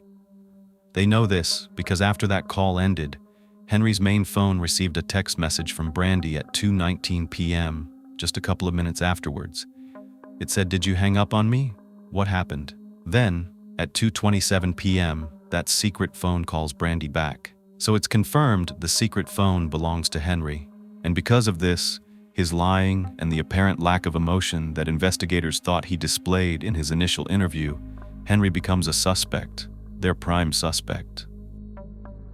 Now remember how they checked Henry's phone GPS and it showed that he was home all day on Friday like he said? Well, that was his main phone, not his secret one. They looked at the time frame from 6:53 p.m. on, and between that time, a call came into Henry's secret phone, which pinged off of a tower closest to Brandy's house. I know what you're probably thinking, but I always have to note everything. It's not always what it seems with GPS tower data. That is not an exact science. So they called Silas up, and he agreed to go with them to Walmart to show them the exact burner phone that he bought. The same style, model, make, everything. They bought the same one and ran a test. They went to about 100 different locations all around Tallahassee, making phone calls and sending text messages. They wanted to see what towers it pinged off of when they were in certain locations, particularly, of course, Brandy's. They took the map they had of the secret phone and the map they had of the Walmart phone and put them on top of each other. It's almost exact. This confirmed to them that there's a high likelihood Henry was at Brandy's the evening they think she was murdered, November 19th. But here's the thing. He lives close by, so it is true that his phone could have pinged off the same tower. That's the question here, one of many. They do have enough suspicion to bring him in again. They're asking him very easy questions, nothing too aggressive, but throughout these new questions they're asking him more probing questions. For example, they want to know things about his colleagues and their email addresses and phone numbers. He begins to get kind of agitated. He wants to know why this is important. He's adamant that he is not involved. So why then does he have to give up information about other people? He says these people don't know Brandy. Why would it be relevant? But the investigators try to make him understand, in no uncertain terms, that everything's important. They want to know all about the man whose son and ex-girlfriend have been murdered. Sounds reasonable to me. Leave no stone unturned, right? 4 people are dead. Earlier I said there's no stone that's being unturned. And you're not the only person who's been confronted with these hard-hitting questions. Finally, one of the investigators just stops and says, "What's your other phone number?" Henry's like, "I don't have another phone number." The investigator's like, "No, you do. I know for a fact you have another phone. I know for 100% fact there's another phone." So finally, after they confront him with more and more evidence that he has his second secret phone, he admits it. He says, "I had a second phone, but I don't have any more." However, he does give them the number, and they match it up to the number of a secret phone he tells them he threw away because he doesn't need it anymore. He admits he used it to talk to friends and other females, but he doesn't think it's relevant to this case. Why expose who his side girls are? They're not involved. He says, "I was talking to girls in Texas, Atlanta. What do they have to do with Brandy?" He doesn't want them to be calling them up, bothering those women and their families. But he says if there's anything that he can personally do to help with the case, he is there for them. Investigators say they're appreciative of that, but they're explaining to the best of their ability that they need all of this information. I'm sitting here thinking, this man's son and ex, regardless if he wasn't close to them, wouldn't he want them to know everything? Wouldn't you want to give them anything they asked for? Isn't that what it means to be helpful? It's clearer that Henry is lying, but why? When they confront him with the date that they heard he last talked to someone on that phone, Monday after the murders, and that he must have thrown that phone away after Brandy was killed, Henry finally admits, yes, that's right. And that's when they ask him, well, does Malika, your wife, know about this phone? And this is when he finally admits, no, she didn't, and that's why I got rid of it. He didn't want his wife to know. They asked him what he did with it. He said he threw it away in a dumpster outside of his home, but he still tells them he doesn't see what this has to do with Brandy's murder. They say it's because he's not being 100% truthful. I'm sitting here thinking this man cannot be for real. And yes, of course I do think he didn't want his wife to find it, but he has to know that they're going to be able to pinpoint his location. So his wife not finding out, is that the only reason he's hiding it, or is it something more sinister? They confront him and say, we know you're lying about where you were on Friday. You weren't at your house when you said you were. He says he didn't go anywhere, but the investigator bluntly says, you were there. She's like, you were at Brandy's on Friday. And of course he's like, I did not kill Brandy and my kid and her kids. What happened on Friday? The investigators just repeat, you were there. As many times as they say that he was there, he would just respond with, he was not there. He said this 23 times that he was at home the entire day. And that's when they start to use emotional tactics. They're telling him, think about your other kids, think about your wife, do the right thing, be honest, They're trying to get him to confess, but he doesn't do it either. Finally, he's just like, "You believe I killed somebody?" And the one investigator is like, "Yeah, from what I have on you, I know you had something to do with it." And he says to them, that's not who he is. He doesn't kill people. And if he killed Brandy and the kids over owing her money, what's he gonna do? Kill his other children's mother too? All of his bill collectors? He's just gonna go around killing people? And after that, he clammed up. He said, "I don't want to talk to you anymore. I don't want to answer your questions." And when they asked him why, he said, "I don't feel comfortable with the fact that you guys seem to be railroading me into being someone that killed a lady and her kids, with one of them being my own child." He wants to know if he can go ahead and go home because he's sick of answering their questions, and he's not under arrest, so he was free to go. And he left. Well, the thing is, the lies stand out to detectives. This man has lied about numerous things during these interviews. He's lied about relationships. He's lied about his relationship with Brandy. He's lied about a second phone. He's lied about where he was. The biggest lie was about the secret phone. He's clearly got two phones, one that pinged near the actual crime scene. And the fact that he's straight up a cheater, lies to his wife, lies to his girlfriend's lies, it was just all too much. How are you supposed to believe anything that comes out of this man's mouth? You already know you caught him in a number of lies. Investigators don't want to just know that someone's guilty or feel like someone's guilty.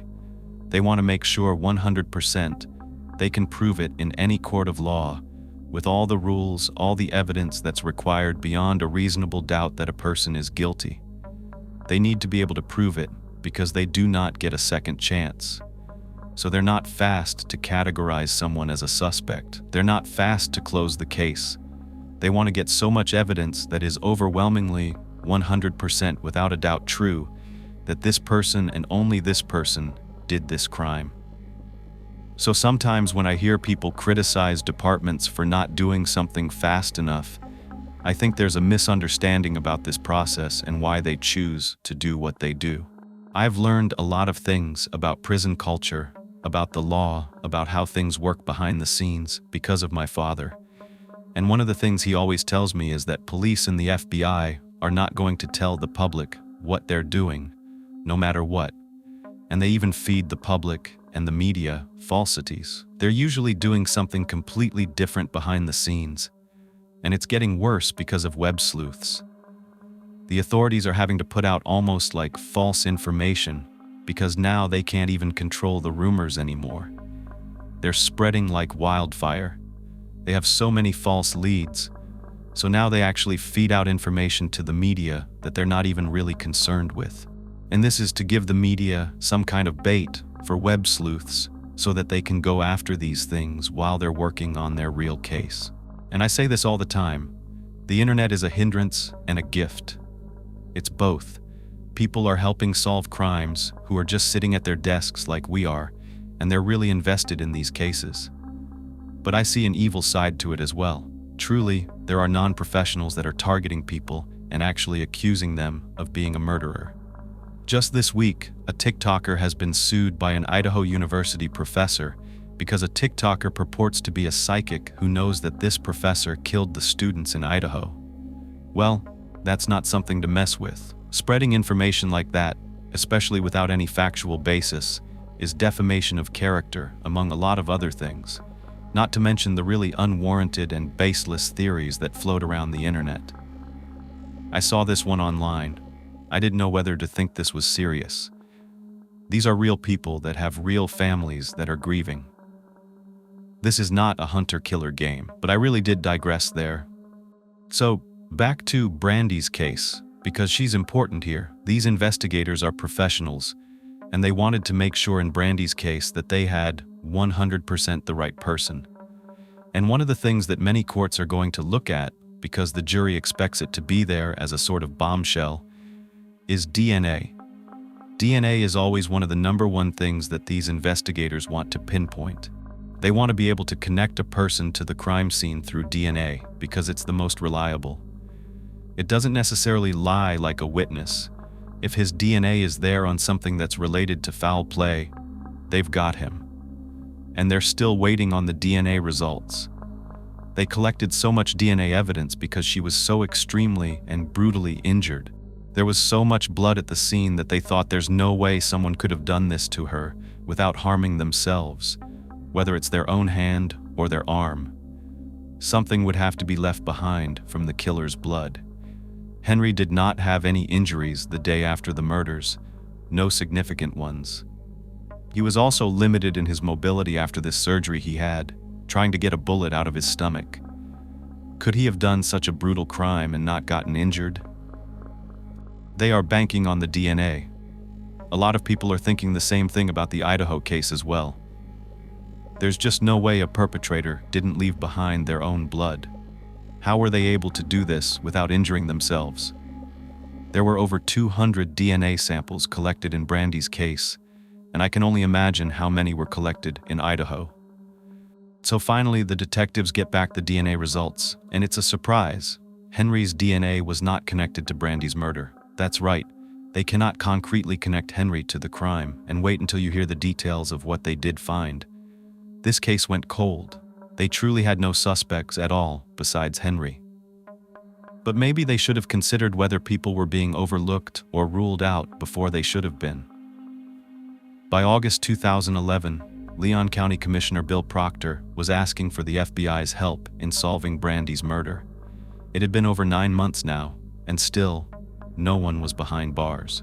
Now, when I tell you who they finally arrest, it wouldn't be a deep dive if it was as simple as he's guilty beyond a reasonable doubt right away. No, that's why this case was so interesting to me. On September 2nd, 2011, almost a year after Brandy and the kids were murdered, the Tallahassee Police Department had a warrant for the arrest of their prime suspect. They made this arrest with the help of the Minnesota Police Department at a lake house out in Lake Jefferson, Minnesota. Who was it that they took into custody? None other than Mr. Henry Segura. He was working a welding job at the time and was out of town living in a rented home on a lake. But on what grounds was this arrest exactly? Recall, there's no DNA evidence of the crime scene linking him to the crime. No weapons were ever located. No blood evidence was found anywhere in Henry's cars, his home, or his clothing. He lived 3 miles away, yet the fact his burner phone pinged off a tower near Brandy's house was one thing. He owed child support, plus retroactive support on top of that for his son. And his ex-girlfriend, Tyra, said that he supposedly came over in person to ask for a gun before the crime, though there's no proof that that ever happened. And lastly, the nail in the coffin. A friend from childhood, Calvin Moore, who worked with Henry on welding jobs, came forward and said that just before the crimes happened, he came back in town. He was out of the country working on a welding job and told Henry that there was this great opportunity in Afghanistan for 6 figures a year, but he had to have a valid passport. Detectives said the issue was Henry couldn't owe back child support in Florida or they wouldn't grant him a passport. This was a detective's theory, that Henry killed not only his own kid, though he didn't even know if it was his or not, because Brandy would say it wasn't from time to time, but he also killed his kid's mother and 2 children that he raised as his own, who weren't even his children, and he wasn't financially responsible for, so that he could get a high-paying job overseas. They theorized he would rather risk going to prison for the rest of his life, or worse, face death, because Florida has a death penalty, in order to make money. Listen, I know people have killed for less, but I had to understand more. When this case got to trial, I was blown away by some of the evidence that was and was not analyzed. There was evidence that was supposedly hidden during the investigation of this case. To me, something just was not making sense, and that's why I wanted to go deeper. Tell me what you think when you hear all this. The state's theory was that Henry's motive was to avoid having to pay $820 a month in child support, plus $20,000 in back child support payments to Brandy. Just 2 months before the murders, Brandy went to court and got a judgment against Henry. They believe Henry was over his head in debt. He had a wife and 2 boys at home. He was already on the hook for a daughter in Orlando and was paying $600 a month to that mother, plus $10,000 in back support. So the state believes the last straw for Henry was the job offer from his childhood friend Calvin. They thought Henry was afraid his passport wouldn't stay valid if he couldn't pay his child support. They concluded Henry was out of work due to his gunshot injury from July and was desperate for cash. The detectives did a DNA test and proved that Vontae was 99.9% Henry's son. People said they saw Henry with guns in the past, so the state said he had motive, means, and opportunity. He wanted Brandy dead to avoid paying her. He had a way inside of her home because she knew him, and he was strong enough and had access to a gun to carry out these crimes. While in jail in Minnesota, Henry called his wife, Malika. I listened to the recorded phone call. It was a terribly recorded phone call, or else I would play it. She's crying hysterically and said that she gave up her life for him, and he responded by saying, "Well, it looks like I gave mine up for you." What he meant by this was that because he wouldn't admit that he was cheating, he went down for murder. Henry has maintained his innocence. Henry has maintained his innocence. He said that he had no reason to think lying to police about his affairs or having sex with Brandy, you're going to hear more about that in just a minute, would lead them to think he actually committed these crimes. He was lying about the phone, his whereabouts, and his relationships because he made a promise to his wife a year before this crime happened. A promise he was able to keep for a whole 8 months. A promise never to cheat on Malika again. I briefly mentioned he had another son who passed away prematurely. When his son Jalik was born, he was only a pound, so tiny. Henry prayed to God, saying, "Please, Lord, I will never cheat again if you let my son live." He told his wife about this prayer and the promise he made while Jalik was getting healthier. He was alive and seemed like he was going to make it, but by that 8-month mark, Henry was overcome with temptation and slipped up. He cheated, thinking the prayer had already been answered, and he went back to his old ways. But only about 3 months later, at just 11 months old, Jalik died. The guilt Henry felt inside was immense. His wife was obviously devastated, and so was he. He thought that if he told her he had cheated, it would look as though it was his fault that their son died. His wife, believing that he had kept that promise, was so important to him that he lied to police about his girlfriends, his secret phone, and the fact that he agreed to meet with Brandy for sex. But he was adamant he did not murder her or those children. By October 2011, he was back in Florida, charged with 4 counts of first-degree murder. Then, it seemed like things just got quiet in the news once he was arrested. The community felt at ease, the bad guy was behind bars, and they could sleep soundly again. But Henry's defense team was working around the clock. They were determined to bring forth evidence that would prove that indeed a man was behind bars. But that was because the state wanted a reputation for putting bad guys away, even if the guy they locked up wasn't the one who committed the crime. I have to say I was intrigued by this. What was the evidence that the defense had? Well, in 2014, 2 years after Henry was put away, his defense team brought forth information about James Santos. Remember that name? He's the gang member who supposedly threatened Brandy from federal prison, trying to bribe her to marry him.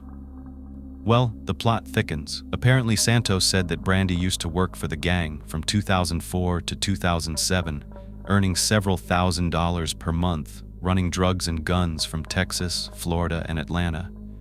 By 2010, however, Brandy was caught skimming off the top. James Santos said she owed the gang upward of $90,000. And because of this, he told Brandy her life and her kids' lives were in jeopardy. Was this true? Well, they tracked down a woman who was friends with Brandy during that time frame before she moved to Saddle Creek Run. Her name is Lakeisha. She was Brandy's neighbor, and their daughters were friends back then. Lakeisha told Henry's defense team that Brandy was a drug dealer. Her community knew it. She knew it. She saw Brandy using cocaine from her house, and she would sometimes make drug runs and sell it to people from her car. She also said that Brandy had her own drug business until she started dating a guy named Callow, who then got her into his own drug dealing operation just before she moved to the new house where she was eventually murdered. Her friend said that once Brandy moved, she no longer sold drugs out of her house. She didn't want to do any transactions at that particular location. Lakeisha stayed in touch with Brandy and even went to Vonti's birthday party. There were also rumors throughout the community that Brandy did owe money to other drug dealers. It was said that she bought drugs to sell but never repaid the money. Lakeisha agreed to testify at Henry's trial. This was a lot for me to take in. Could it be true? Maybe. Remember, Brandy's sister said that she was on Section 8. From everything I saw, it didn't seem like Brandy was living some kind of lavish lifestyle. So was she really skimming money off the top of drug sales? I went back and thought about it and was like, well, if it was from 2004 to 2010, that's only like $15,000 a year, so it is totally possible. But where's the evidence? Why was she getting a letter from James Santos the day before her murder? He said he was negotiating a way for her to pay back the money, but then a hit was put out on her and the children. It just gets weirder and weirder. Because the next year, in October 2015, it was uncovered that the Florida Department of Law Enforcement violated evidence disclosure rules. What that means in plain English is that they never said that another person's DNA was found at the crime scene. Henry's wasn't found, but someone else's was. Henry's attorneys say that this DNA evidence proves that Henry is not guilty. The state says they did not intentionally withhold that evidence, but because it was withheld, Henry's trial was delayed. They have to give the defense time to analyze this new evidence. Henry's defense argued that crucial evidence was withheld. This evidence, obtained by the FBI, was DNA from an international drug trafficker named Angel Antonio Avila Quinones. When the FBI tested the evidence at the crime scene, they didn't get a hit until 2013, when they found a partial match in their database. This match led them to Avila Quinones, a Colombian drug runner. The FBI recommended that the Florida Department of Law Enforcement obtain an additional sample from Avila Quinones. Instead, Karen Martin, the chief of forensic services at the Tallahassee Crime Lab, made the decision not to follow the FBI's recommendation. Not only that, she ordered her team not to disclose this match to the attorneys or investigators working on Brandy's case. When asked why, Martin stated that in her opinion, the DNA was below the standards for interpretation.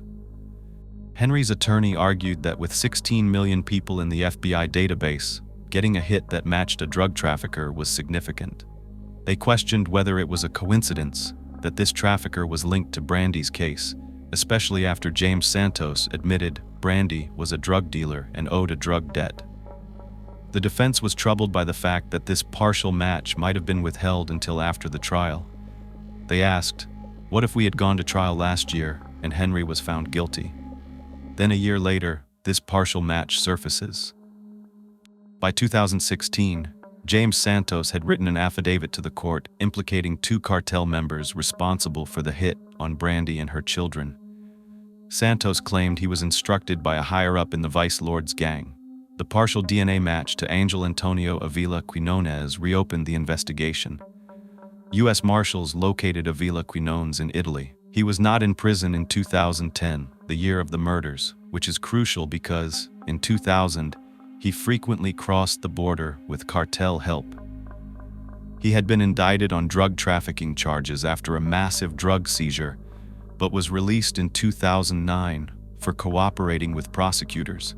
He could have been at Brandy's house during the murders. Henry's defense team argued that this was reasonable doubt. However, 2 more years passed, and with 7 judges and 9 delays, it was 2017 before Henry's trial was set to begin. He became the longest-serving inmate in Leon County Jail history. The judge initially ruled that James Santos' affidavit couldn't be used in court because he was deemed an unreliable witness. The defense fought this, and after a pre-trial hearing in the summer of 2017, they were finally allowed to use the affidavit in court. Santos' affidavit revealed that Brandy was working for Los Zetas, a Mexican cartel, the same cartel Avila Quinones was involved with. Santos claimed Brandy had taken up to $90,000 worth of cocaine over the years and was being targeted for a hit while negotiating repayment.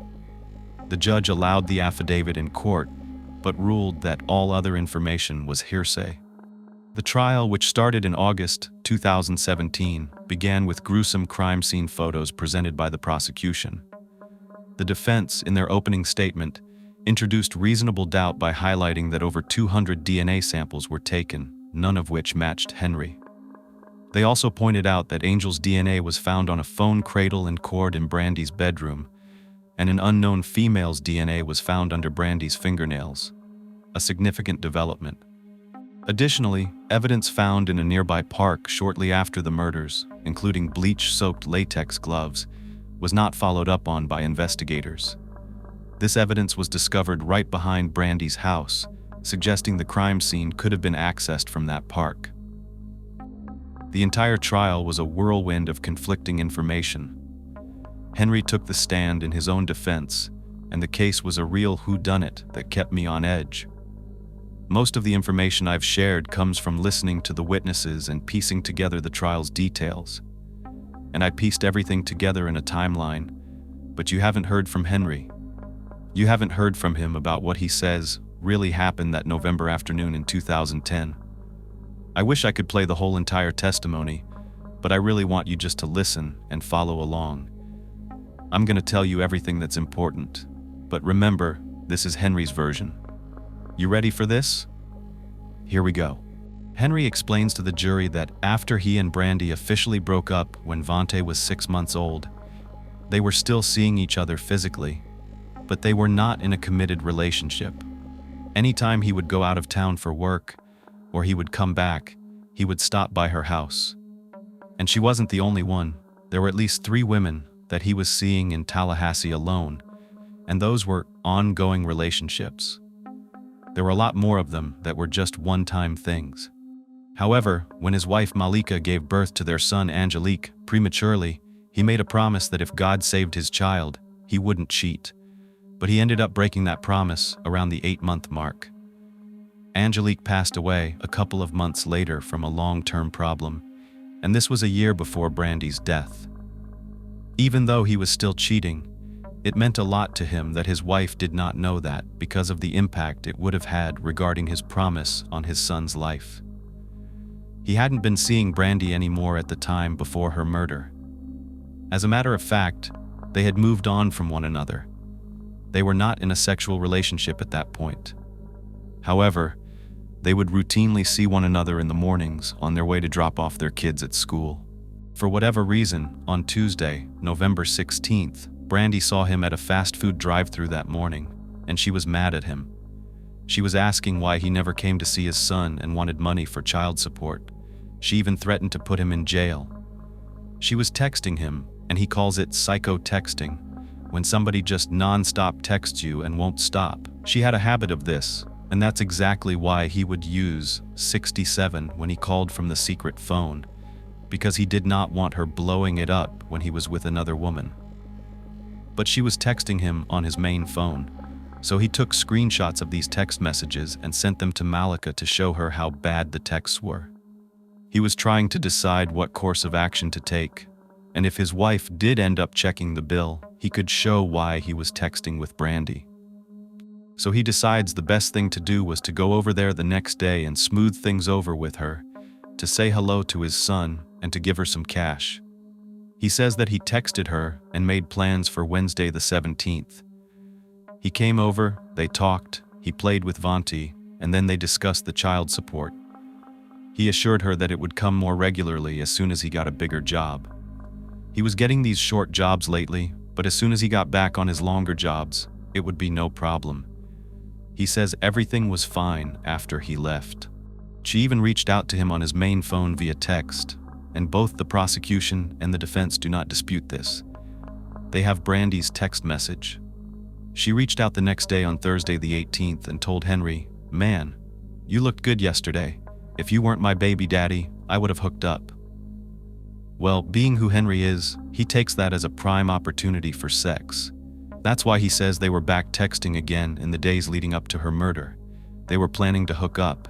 He wanted to come over that day, but Brandy was busy, so they made plans for the next day, the day before she was set to leave town for a week in Tampa, Friday the 19th, in the afternoon. Remember, the investigators had phone records from that day. The burner phone was used to be silent and talk to Brandy for an hour on the day she was murdered. That was true. He called her and they talked. He told her he would come over that afternoon, and she said, "Okay, just come through whenever." Another thing is, he lives close by, but his sister also lives even closer. She lives around the corner from Brandy, and he was not trying to get caught cheating, so he doesn't drive up to Brandy's driveway. His truck is very unique. It has aftermarket parts, and he likes to fix up cars. People know his truck. Instead, he routinely used a church parking lot right here, where he would park his truck and then walk down Jim Lee Road. Then he would peek around the corner to see if Brandy's car was there before he would walk up. That day he says he got there around 2 p.m., but when he walked down, her car wasn't there. She wasn't home. So he called her, and she said she was out with her mother and they would be back soon. Now we know from Monica, Brandy's sister, that Brandy and her mother had stopped by Monica's house that day.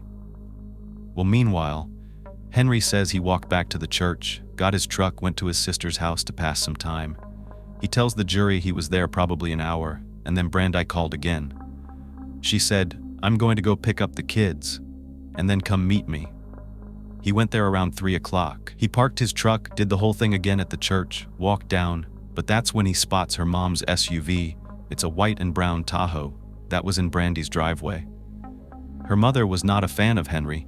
She didn't like the fact he was married and still messing with Brandy, so he steered clear. He turned around, headed back to the church parking lot, got in his truck and listened to music and watched videos for another 45 minutes to an hour. Finally, he actually saw Brandy's mom's SUV drive down Jim Lee Road. After the car was out of sight, he got out of his truck and walked over to Brandy's. He says he knows that this was at least 5 o'clock or a little bit afterward because he called his son to see if he was home from an after-school event that ends around the same time. Once he was at Brandy's, they had sex. He said it did not take long. It was maybe 20 minutes, and he remembers the kids were across the street playing at CC's. Now he does say, and I think the reason he says this is because, well, usually they find semen in certain places. They asked him if he used a condom or not. He said, yes, he definitely used a condom. And they asked, well, where did you put it? He says, I don't know. Brandy did something with it. She was the one that took it off me. So that was that. He said after they had sex, the kids came back and Vontae said hi to him. The girls were coming in and out from CC's and other places in the neighborhood outside, but his son stayed and they watched some TV together. He also said that Brandy was on the phone at this time, and according to the records I saw, this could have been the call that she made to her sister at 6 p.m. because Monica testified that they talked that evening. Henry says that Brandy decided to make some food, and they ate and watched TV together. Finally, Henry told her he had to leave, and this was around 8 o'clock. She told him, well, it's about time because I got company coming over, and she was kind of insinuating it was a guy. They had a little laugh about it, and then he left. He said it was maybe 8 o'clock or a little bit later. He went home and never went back over there. But he admits he lied and lied and lied about this and a lot of other things because he didn't want Malika to find out.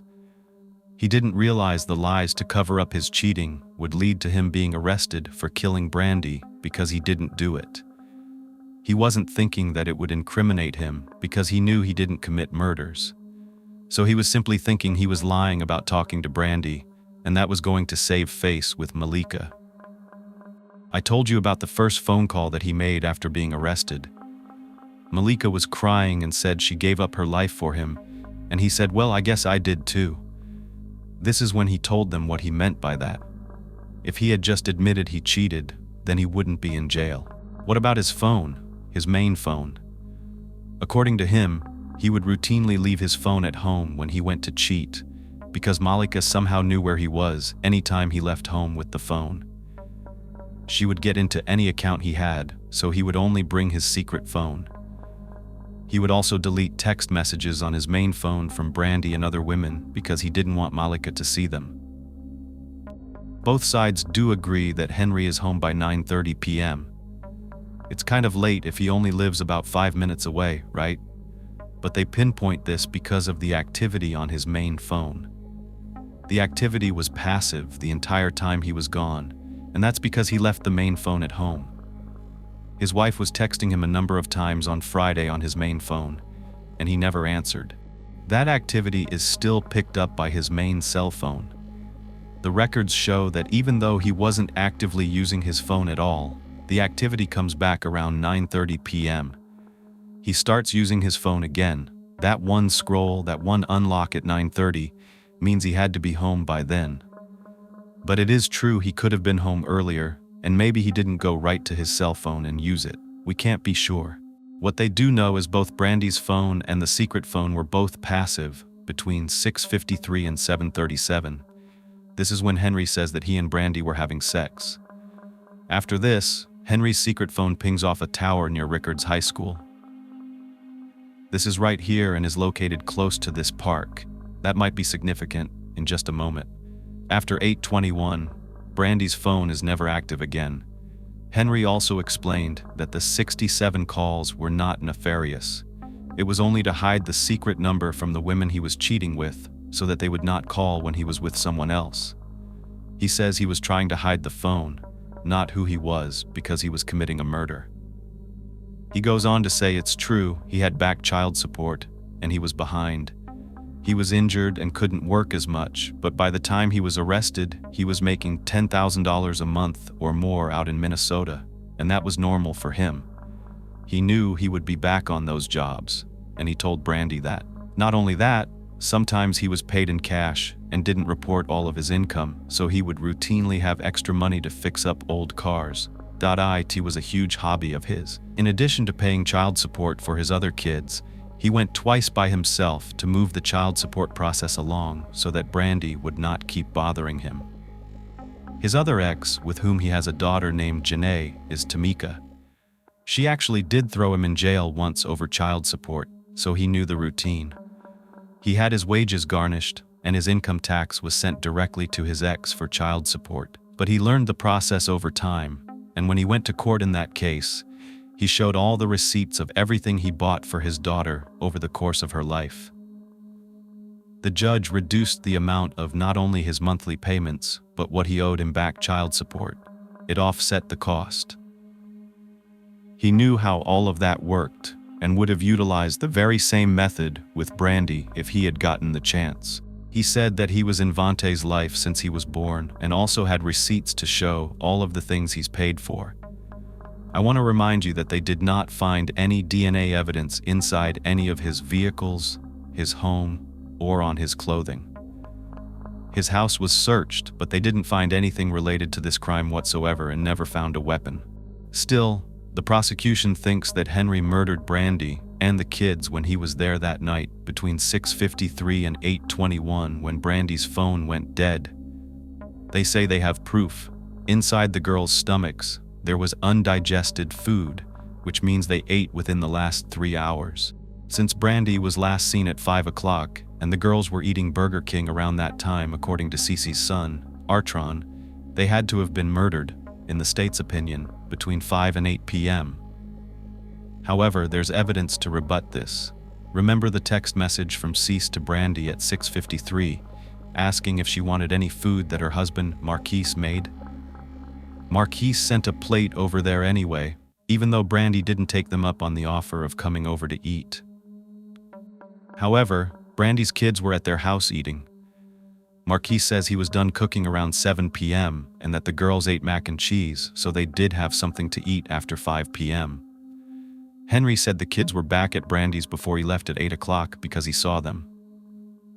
So when were they really murdered? One of them was found wearing pajamas, the other one was in school clothes and sandals, and Vante was found with pants on but no shirt. So it's really hard to tell if it was 8 or later if one of the little girls was dirty from playing. Maybe she changed into her pajamas before the other twin did. There were at least 3 people who saw 2 cars other than Brandy's in the driveway that night. One was Marquise around 8:30 after he dropped food off to his dad. The other 2 were Dahana and her husband Leon at 11:30 and 1:30. Plus, there was that dog barking. We know at some point Brandy made it outside, and that's when the defense believes the dog may have been triggered. Brandy was able to get all the way to the grass. They know this because she had a grass stain on one of her socks. If Henry had been murdering her from 6:53 to 8 o'clock, that's still fairly early. If Brandy would have run outside and was screaming or involved in a struggle and smeared blood on the garage door, and spatter was left outside on the wall, you'd think the neighbors would have seen or heard that. But later on in the night, it may be less likely. However, the assailant had to exit the home as well, and they believe it was most likely out the back door. The dog usually barks at a commotion. Could it have been the assailant leaving? The defense's theory is that there were multiple people involved in this crime. It was a hit that was put out on Brandy and her kids due to her involvement with drug dealing. This argument is backed up by James Santos. He admitted he was involved in this hit, and there were also emails exchanged between Brandy and Santos. He used a jail email system that is tracked. In these emails, in her own words, 2 days before she was killed, Brandy said, "My life means a lot to me as well as my 3 kids. I understand some of this, but not all. Until then, we are on hold. I need to know more." Henry's defense told the jury, "You don't have to believe James Santos. You can take Brandy Peters' words as an admission that she knew what she was involved in with Santos." And next was that partial DNA match to Angel. It was found on the phone cradle and the cord that was inside Brandy's bedroom. The defense stated that at a minimum, the match indicates someone else was in that home on the night of the killings, and that itself raises reasonable doubt. The defense also argued that whoever was involved in these murders cleaned up at the nearby Jack McLean Park. This is where clothing was found in a garbage can outside a bathroom. Someone had attempted to burn them. There were stains on the clothing that appeared to be blood, as well as a stain on one of the bathroom sinks. There were also bottles of bleach, latex gloves, and that clothing in the garbage can outside. This park is pretty much a direct shot from the back of Brandy's house. If you keep walking down Gimley Road, you make it right to that park. But wasn't that where Henry's secret phone pinged after leaving Brandy's before going home? It's very interesting. However, the clothes at the park consisted of a dress shirt, which had a puncture on one of the sleeves, and that area was covered with a reddish stain. There were new clothing tags from Walmart found on the ground. The pants had a 44 waist, and Henry was a 36 at the time. There were also tags for shoes, and Henry wore an 11, not a 12, but the investigators said they never tested any of the clothing or the suspected blood stains on the bathroom sink at the park, because after looking over them and the fact they say the park is cleaned daily, they didn't seem to have been placed there until after Brandy's murder, like days after, so they believed they were not connected with this crime. But it's true they could have been tested, and they were not. However, if they had been, couldn't the DNA have belonged to Henry? While the defense argued that the person or persons who did this would have been messed up, they would have had some kind of marks on them. Henry is a light-skinned black man. Bruises show up on him, scratches show up on him. The day after these murders, he had not one mark on him, except for some tiny ones on his forearm. Nothing that produced blood. The person who did this would have been covered in blood when they left, and there isn't any of that at any place Henry goes. Not his truck, not his home, and not on his clothing. They even wiretapped Henry for months, and not once did he ever communicate with co-conspirators. Nothing. However, I have to bring in all the information. There was a text message sent out on the 22nd, just a couple of days after the murders. This was from Henry's main phone to an unknown number at around 8 a.m. Henry texts, "Are you up?" Then again at 11 a.m., he texts the same number, and this is what he said. "I wasn't sure how to say it on the phone, but I just wanted him to come get this car. You don't have to give me anything for it. I just want it gone," with 3 exclamation points. So why was he trying to get rid of a car this quickly? Kind of interesting. Now, the rebuttal to that, by the way, was that he did this on a regular basis. He would always flip these cars, he would get them, he would fix them up, and he would get rid of them. However, in this case, he does admit the car he was referring to was stolen, and with everything else going on, he didn't want to be caught up in that, since the police were talking to him and whatnot. Like I said, you're gonna take it all in and decide what you believe. We're almost done here, but now about Brandy's wounds. The gun was never found, and there seemed to be various marks on her that looked as though they came from a lot of different objects. One expert witness stated that the object that caused the most significant injury to her head would have had to have been longer than a gun. That it was more like a crowbar, for example. Something that would be really heavy and would swing, and was long enough to create blood spatter 10 feet up a wall. But the state argued that a strong person could have possibly used the handle of a gun and smashed it down with such force that it could create those marks as well. However, this expert witness said that he had never in his career seen a gun be able to make blood go up that far, because it was a smaller object. However, it was possible that the smaller marks could be made by the barrel of a gun, a trigger, or a handle being smashed into her. This still doesn't explain the female DNA underneath Brandy's fingernails. And you may be wondering about the red shovel. It's long, it looks heavy. Why was it there? Well, it contained no DNA on it. It seems to have been put there after the murders. An expert witness for the defense, a gang consultant named Jesse De La Cruz, said that the spade was a calling card. It's left behind by the cartel. The Ace of Spades is a known death card, and they leave it behind. So he believes that the garden spade, or this shovel, was left as a signal, not to the police, but to the underworld, to those involved in trafficking like Brandy had supposedly been involved in. To him, it was a message not to mess up, or this will happen to you. He also had a theory for why female DNA was underneath Brandy's nails. He said it's not uncommon for cartels to send a woman to knock on the door when they're orchestrating a kill. When the target of the hit would answer the door, the men would run in. So this could have happened as soon as Brandy opened her door. He said they could have even threatened a woman who knew Brandy and sent her to knock on the door.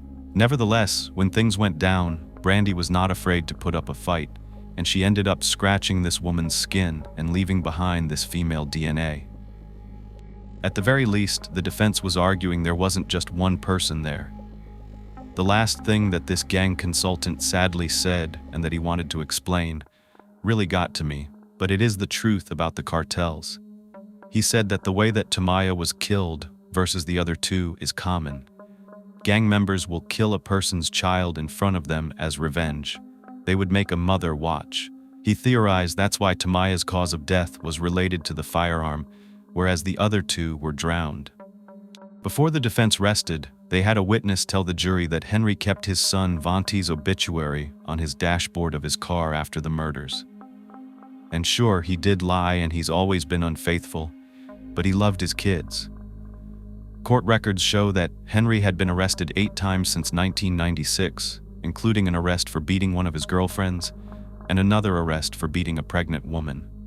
But this was not allowed to be presented at trial. After both sides rested their cases, 15 hours into their deliberations, the jurors indicated to the judge that they were at an impasse on reaching a verdict. The judge said to keep trying, and 4 hours later, they still could not agree on whether or not Henry was guilty. It was 11-1 for an acquittal. The judge declared a mistrial. But it doesn't end there. A mistrial means they have to do all of this over again. And they did. 2 years later, in 2019, I watched that trial too, and wow, it was almost exactly the same. All the same witnesses, all the same evidence. Except the second time, Henry's defense team made a decision that may have sealed Henry's fate. Henry's defense attorney, Nathan Prince, talked to many of the jurors after the first trial and knew who the holdouts were.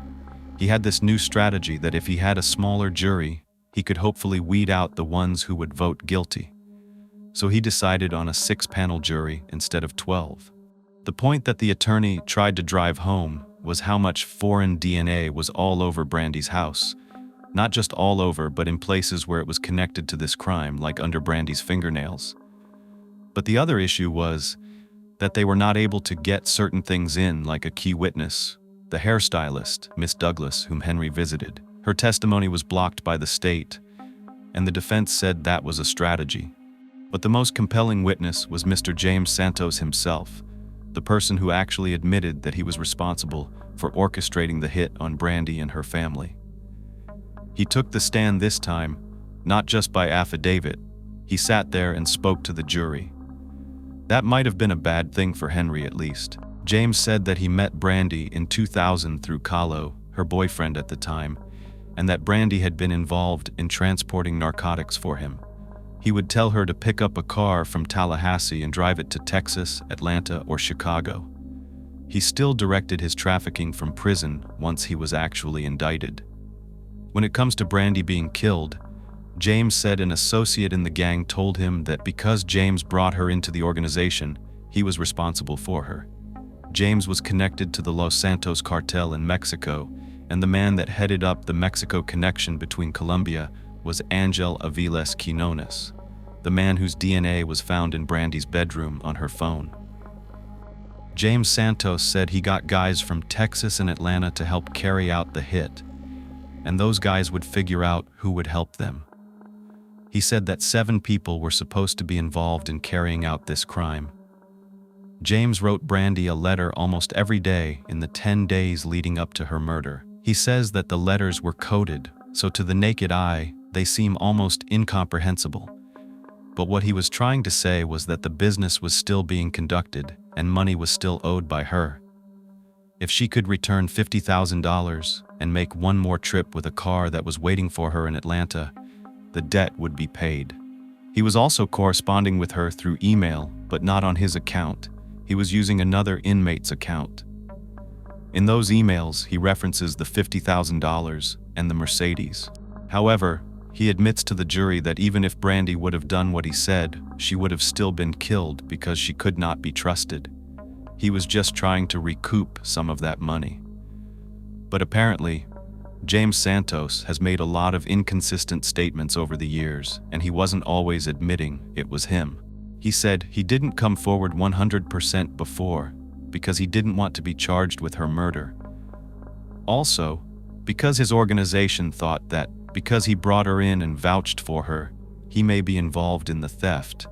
So he had to prove that wasn't the case before he could 100% come forward.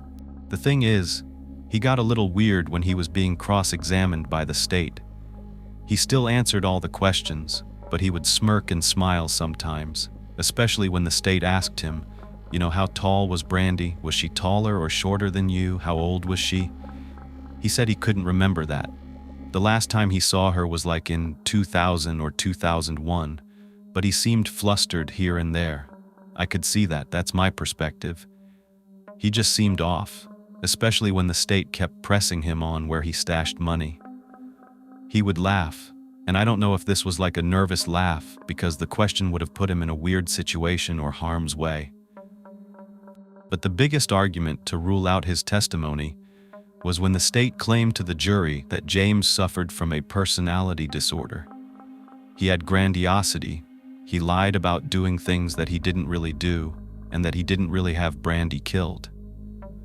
But the defense said they had him tested by a psychologist, and that psychologist said he was of sound mind and didn't have any mental disorders. James said that his objective was to just clear his name with his organization.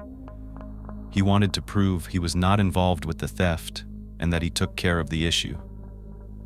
But the state really drove home their argument that James was not a reliable witness. They pointed out all of the inconsistencies and even brought up that psychologist. Apparently that psychologist, who had cleared him, came back with a new report that said, yeah, okay, he's competent to stand trial, but he lies about a lot of things, like where he was born, what degrees he had.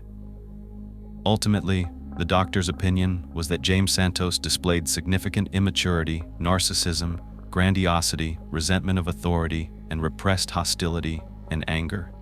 All of this was consistent with delusional disorder of grandiose type. The doctor said, "It's my contention that the inconsistencies in his grandiose claims across time and context can be best explained by a history of deceitfulness, indicated by repeatedly lying, use of aliases, and conning others for his own personal profit and pleasure." And all I have to say to that is, I'm not a professional, but we're dealing with a criminal. Isn't that kind of expected? Both sides rested, and after 3.5 hours of deliberation, the jury of 6 came back with their verdict: guilty on all 4 counts. Henry was not sentenced to death, even though it was on the table. Henry had said that whoever is responsible for these crimes deserves the death penalty. Henry stated, "If they think I'm guilty, they should sentence me to death." The 4 women and the 2 men recommended that Henry be sentenced to life in prison instead. When the verdict was being read, Henry sat with his head down. He just scribbled something on a notepad and whispered to his attorneys, one of whom was holding his hand. Sometimes he would glance over at his family that was sitting behind him as he was led out of the courtroom to spend the rest of his life in prison. He blew a kiss to his family. The last thing I wanted to mention about this case was LaToya Mitchell. I was shocked when I saw his fiancée came forward after the verdict. She was with him for the past 4 years, from 2017 to the time that he had his retrial. Apparently, they were high school sweethearts who reconnected through his time in jail. What happened to his wife Malika, I don't know, but LaToya was stunned that Henry wasn't coming home. She said that she is convinced he is not guilty. She even made him a house key, expecting him to be acquitted. She doesn't believe that justice has been done. In November 2021, an appellate court upheld Henry's murder conviction. They said there was significant evidence of Henry's guilt. Judge Robert Long Jr., Harvey J., and M. Kimberly Thomas wrote in a 4-page opinion that they disagreed with the defense's theory and that James Santos was a mastermind behind the theory. Military life? It's definitely not for everyone. Imagine you met the man of your dreams. You're a successful nurse and your husband is a decorated sergeant in the Air Force. You have 2 beautiful children together, but before your 30th birthday, someone with their own selfish desires and plans not only ruins your life but takes it from you. The story takes place in San Antonio, Texas. It's in the deep south of Texas, only about 150 miles from the Mexican border. It's a historical town. This is where the Battle of the Alamo took place back in 1836 when the Mexican troops invaded Texas. San Antonio is one of the biggest tourist spots for anyone who wants to visit Texas. It's a beautiful city with a lot to do and a lot to see. One popular destination is the Riverwalk area, where you can enjoy shopping, margaritas, and little Tex-Mex cuisine. Or you can ride a river taxi, which looks super fun. There's live music in the streets and lots of restaurants to enjoy. I want to actually visit. I haven't had a chance yet, but it's definitely on my list. Aside from being a top tourist destination, San Antonio is also a place that a lot of military families call home. It's actually known as Military City, USA. It has been home to a consistent military presence for close to 300 years and has one of the nation's largest active and retired military populations. The largest military base in San Antonio is the Lackland Air Force Base. Now, I knew going into this case that I didn't know much about the military. I thought I knew enough, but I learned a lot, and I hope that I can impart some of my new knowledge on you. If you're like me and you don't have a military background, my grandfather was in military intelligence for the United States, but he died when I was young, so I did not have the experience of military life. It is a whole different world for those who live in it. Many of you can and most likely relate. It's a very close-knit community, especially if you're on the bases. One of the families living in San Antonio in the 80s was the Lipscombs, Kathleen and William Lipscomb, and their 2 young children. William, who went by Bill, was a high-ranking master sergeant in the Air Force at the time, and his beautiful wife Kathleen was a nurse. I want to introduce you to both of them, and I'll start with Kathleen. Ella Kathleen Adams was born on September 1st, 1956 in Louisiana to her mother, Nadine Adams, and her father, Charles Leonard Adams. Ella went by her middle name Kathleen, and it was finally shortened affectionately to Kathy, so I'm going to call her Kathy in this video. Kathy had one sister, Darlene, and she and Darlene were very close. The sisters were also very close to their mother. Kathy grew into a stunning woman. She was a petite little platinum blonde with crystal blue eyes, and she wasn't just gifted in the looks department. Kathy was very intelligent. She valued academics and studied to become a nurse. That was her dream. She hadn't even gotten far on her journey into her medical career when she met William Lipscomb. Now, because this isn't one of my deep dives, I'm not going to go into detail about their childhoods, but what I do want to do is focus as much as I can on what I gathered about what life was like for Kathy and William before tragedy struck. William, who I said went by Bill, was around 4 years older than Kathy. He was handsome, hardworking, and a military man. Some women are even more attracted to men when they're in uniform, and they were the perfect couple. They fell in love and married when they were young. Kathy was about 20, and Bill was around 24. It's pretty common for individuals in the military to get married young. Sometimes it's for the benefits, and other times it's for the companionship of someone they can come home to. Being in the military is not an easy job. It can be lonely being away for so long. Marriage allows these men to feel like they're coming home to someone. It also has its financial benefits, like housing and increased compensation. We won't know the full extent of the reasons why they got married when they did, but there's also the fact that being in love means you will do anything to be close to your partner. It made sense to both of them, and before they knew it, it was 1986, and they were living in San Antonio with 2 beautiful children. They had a home just a few miles from the Air Force Base. Everyone that knew the couple knew that they were a perfect match. One of the reasons is that they were both hardworking and attractive. They looked like Barbie and Ken. You know, they just had that gorgeous look to them. They just matched. He was like the tall, dark, handsome type, and she was the bubbly blonde. Kathy worked as a nurse at the University of Texas Health Science Center, and she was very skilled in her field. She was rising up in her career. Kathy was ambitious. Her plan wasn't to be stagnant and content. She wanted to continue her education and excel at many different specialties, very similar to the way Bill approached his work. This tends to bring couples together, similar outlooks on life and career. Bill's career was taking off at a very high speed. This is what I had to learn about when it came to the military, because everything I read about Bill was extraordinary. The ranks and titles meant nothing to me since I didn't understand how it all worked. But once I did, I was like, okay, wow, this man, he's like legit, he's a superstar. You've probably heard the phrase, enlisted in the military. It's the most common way that someone enters. They talk to a recruiter, go through their basic training, and work hard to move up through different ranks as they do. Not only are they decorated with different medals and badges on their uniforms, but the uniforms also change as you move up this ladder. And not only that, the higher someone moves up in the ranks, the more responsibility, power, and authority they have. In order for us to truly know Bill, it's important we understand how this works, how he ranked up, how someone gets there, and what it entails. I found it pretty fascinating, so let me show you the ranks in the Air Force for reference, and I will also explain for those that are just listening.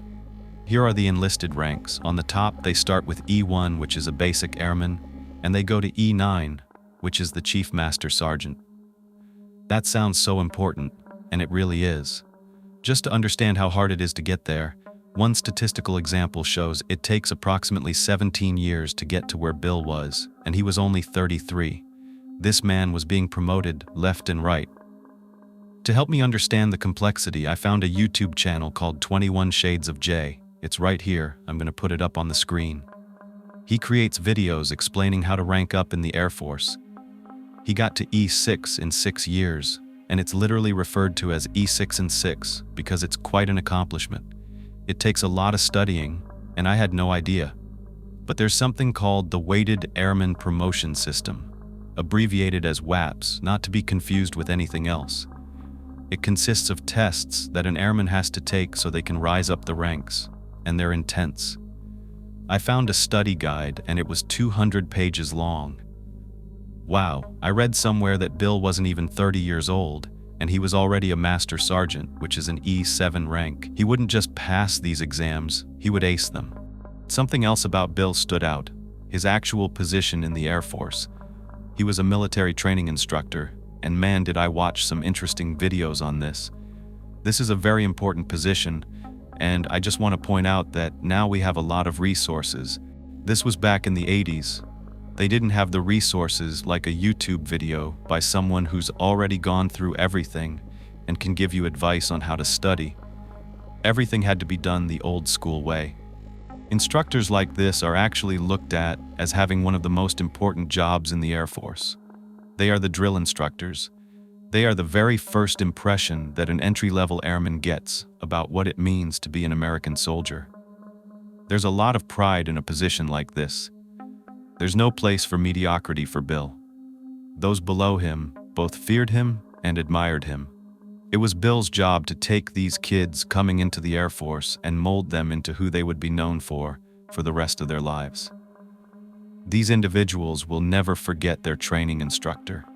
So Bill took his job very seriously, maybe even more seriously than anything else in his life. It's what he lived for and where he found his identity. I'm telling you all this because as the head of the household, and a military one at that, his status and reputation mattered. Therefore, the Lipscombs lifestyle revolved around the importance of Bill, exhibiting a stellar reputation, professionalism, integrity, honor, and excellence. The military life isn't for everyone, but luckily Kathy knew how to support Bill the way that he needed.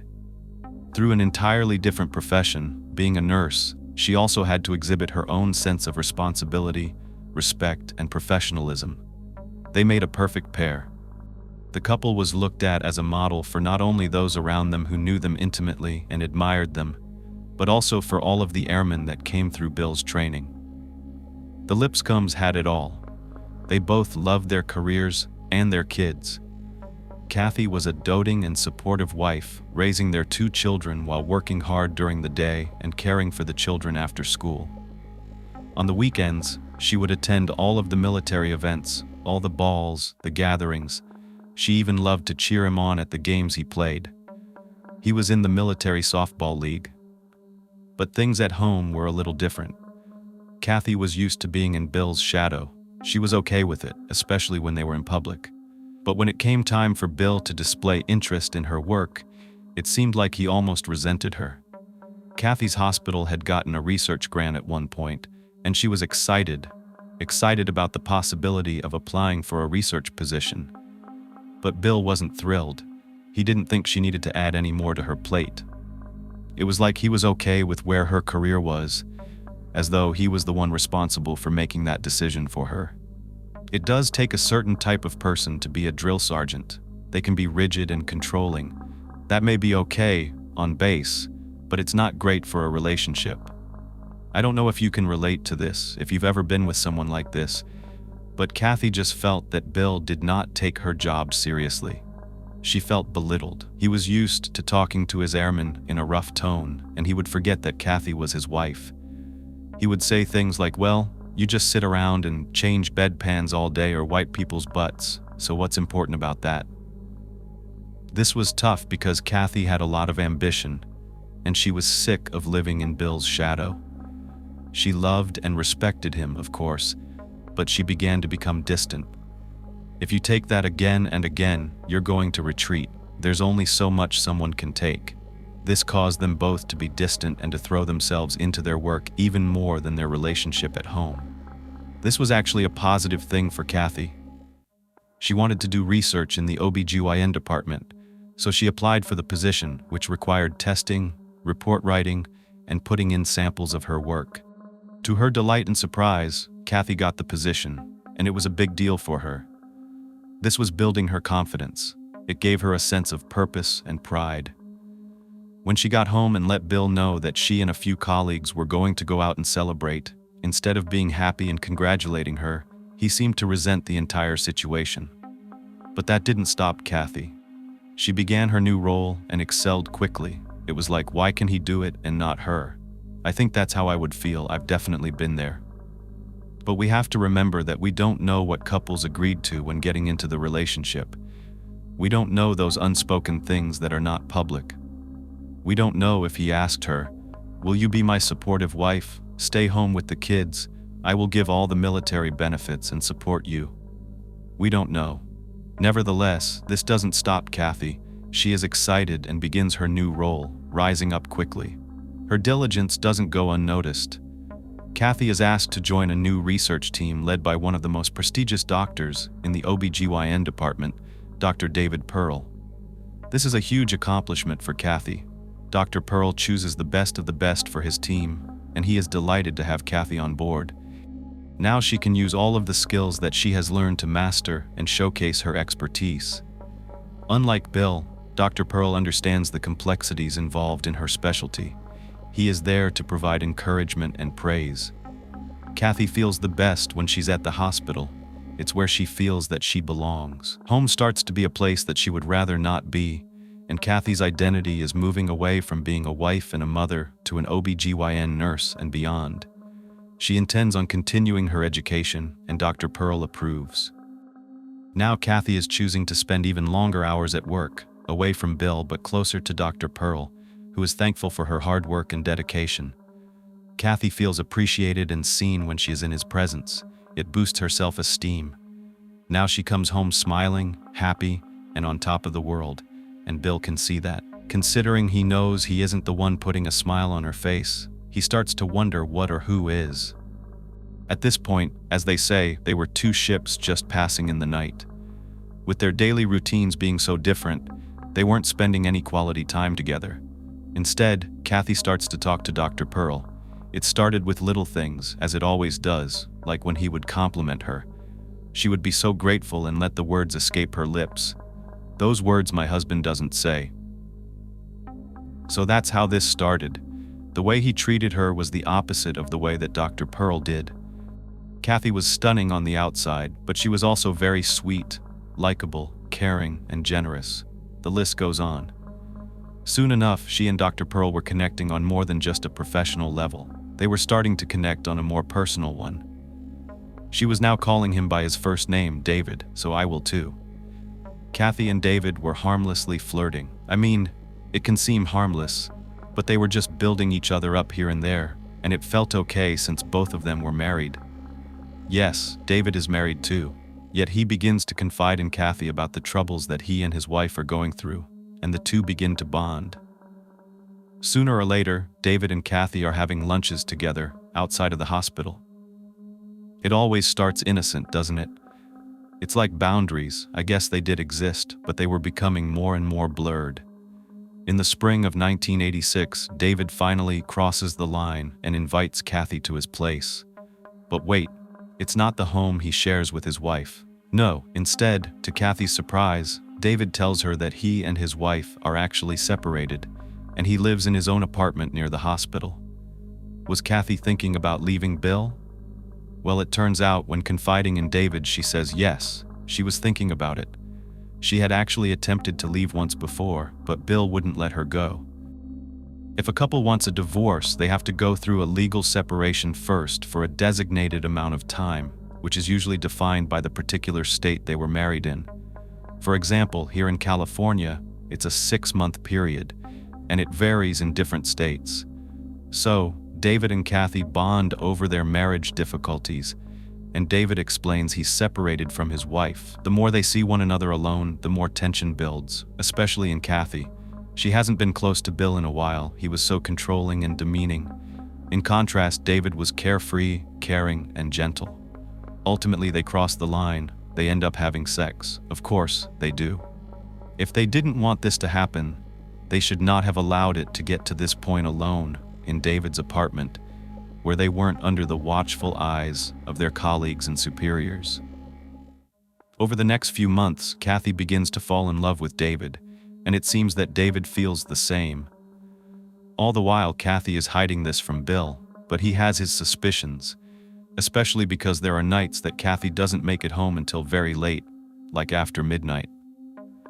She keeps telling him she's working on a project, but Bill has a feeling she is not telling the truth. Their relationship is strained, they're no longer intimate, and Kathy is just going through the motions. Bill is feeling neglected, possibly betrayed, and begins taking more and more interest in extracurricular activities outside of his work, like his softball league. Kathy goes to his games and notices something different.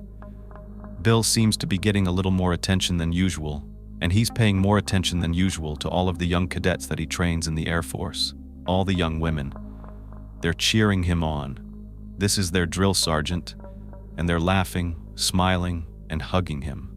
It's getting a little too close, in Kathy's opinion, but who is she to pass judgment, right? There is a saying that two wrongs don't make a right.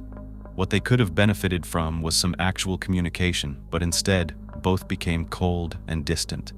Kathy was no longer interested in having sex with Bill. All she could think about was David.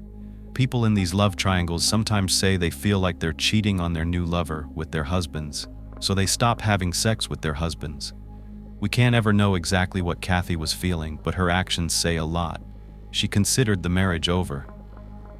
Bill, on the other hand, is not catching on and is not ready to let their marriage completely die. He starts questioning her about where she's going and where she's been, and this doesn't end well. It only leads to arguments. Kathy insists that she's just working and that he should stop interrogating her. But it's becoming harder and harder to keep her affair a secret, mostly because she wants more from David. She wants to be with David, and I don't mean just in his bed. She wants him to commit to her. That same spring of 1986, Kathy thinks of a plan to spend more time with her lover away from Bill, where he cannot monitor what's going on. She decides to register for a medical conference that David's going to, and it's 1,000 miles away. Kathy thought this would be perfect. Now she has a legitimate excuse. She didn't feel like she had to hide anything. She didn't even have to hide David, because when they were away together, they were together. No one knew them 1,000 miles away. There was no social media in 1986 like there is now. No one was taking pictures or videos with their iPhones and sending them to someone's partner as evidence of infidelity. It's just so easy to get caught these days. It's a wonder why anyone even tries to cheat. But back then, it was as though these lovers were in their own worlds. They could walk down the street holding hands, acting like Mr. and Mrs. Dr. Pearl. Kathy was in heaven. She loved David. When he walked into a room, time would stand still. There was just something special about him. Everyone saw it, but she got to experience it, and that gave her a rush that didn't compare to anything else.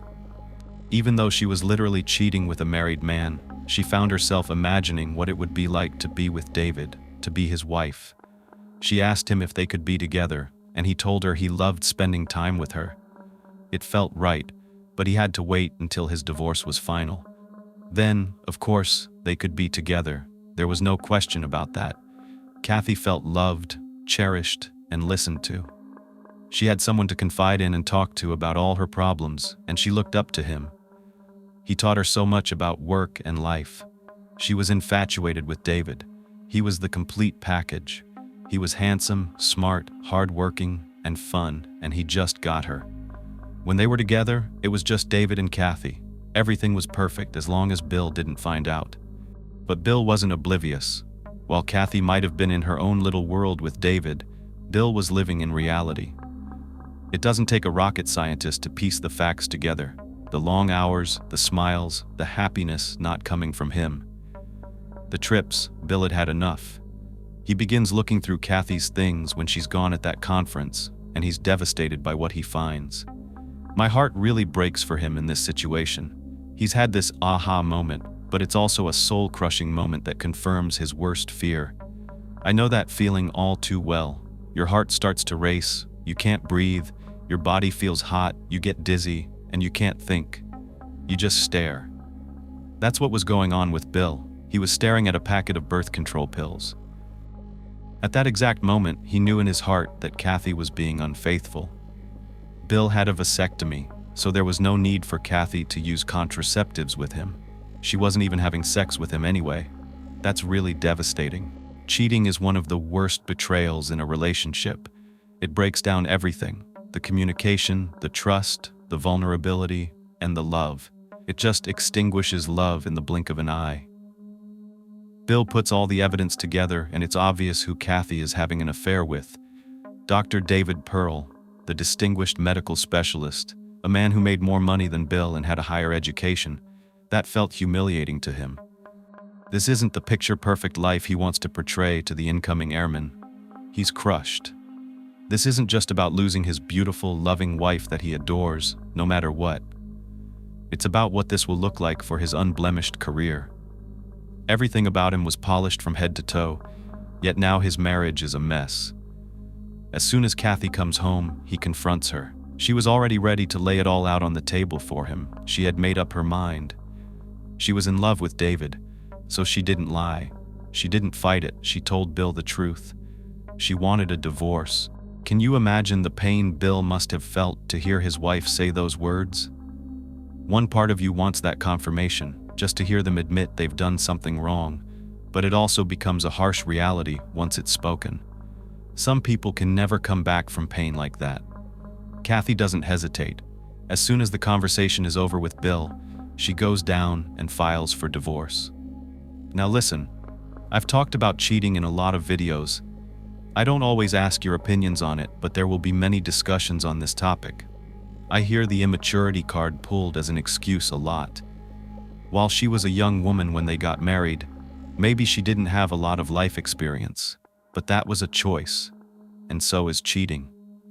Sometimes I wonder why people don't just get a divorce first. At least that's what David was doing, right? He was in the separation stage. But I guess some people may not be able to fight those lustful thoughts. Let me know in the comments. Once the paperwork was filed, Kathy was over the moon with happiness, unlike Bill, who was most likely crying himself to sleep at night. Kathy couldn't wait to share the news with David.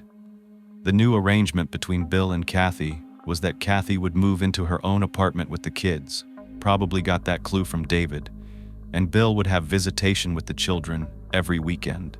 The oldest child was about 6 or 7 years old at the time, and I could not find out any more information about their names or anything else. It was the 80s, and I tried to find newspaper articles and stuff, but they kept it kind of under wraps. Things were going as well as could be expected in these circumstances. The visitations are going well. Kathy's enjoying her freedom. She's got her new apartment.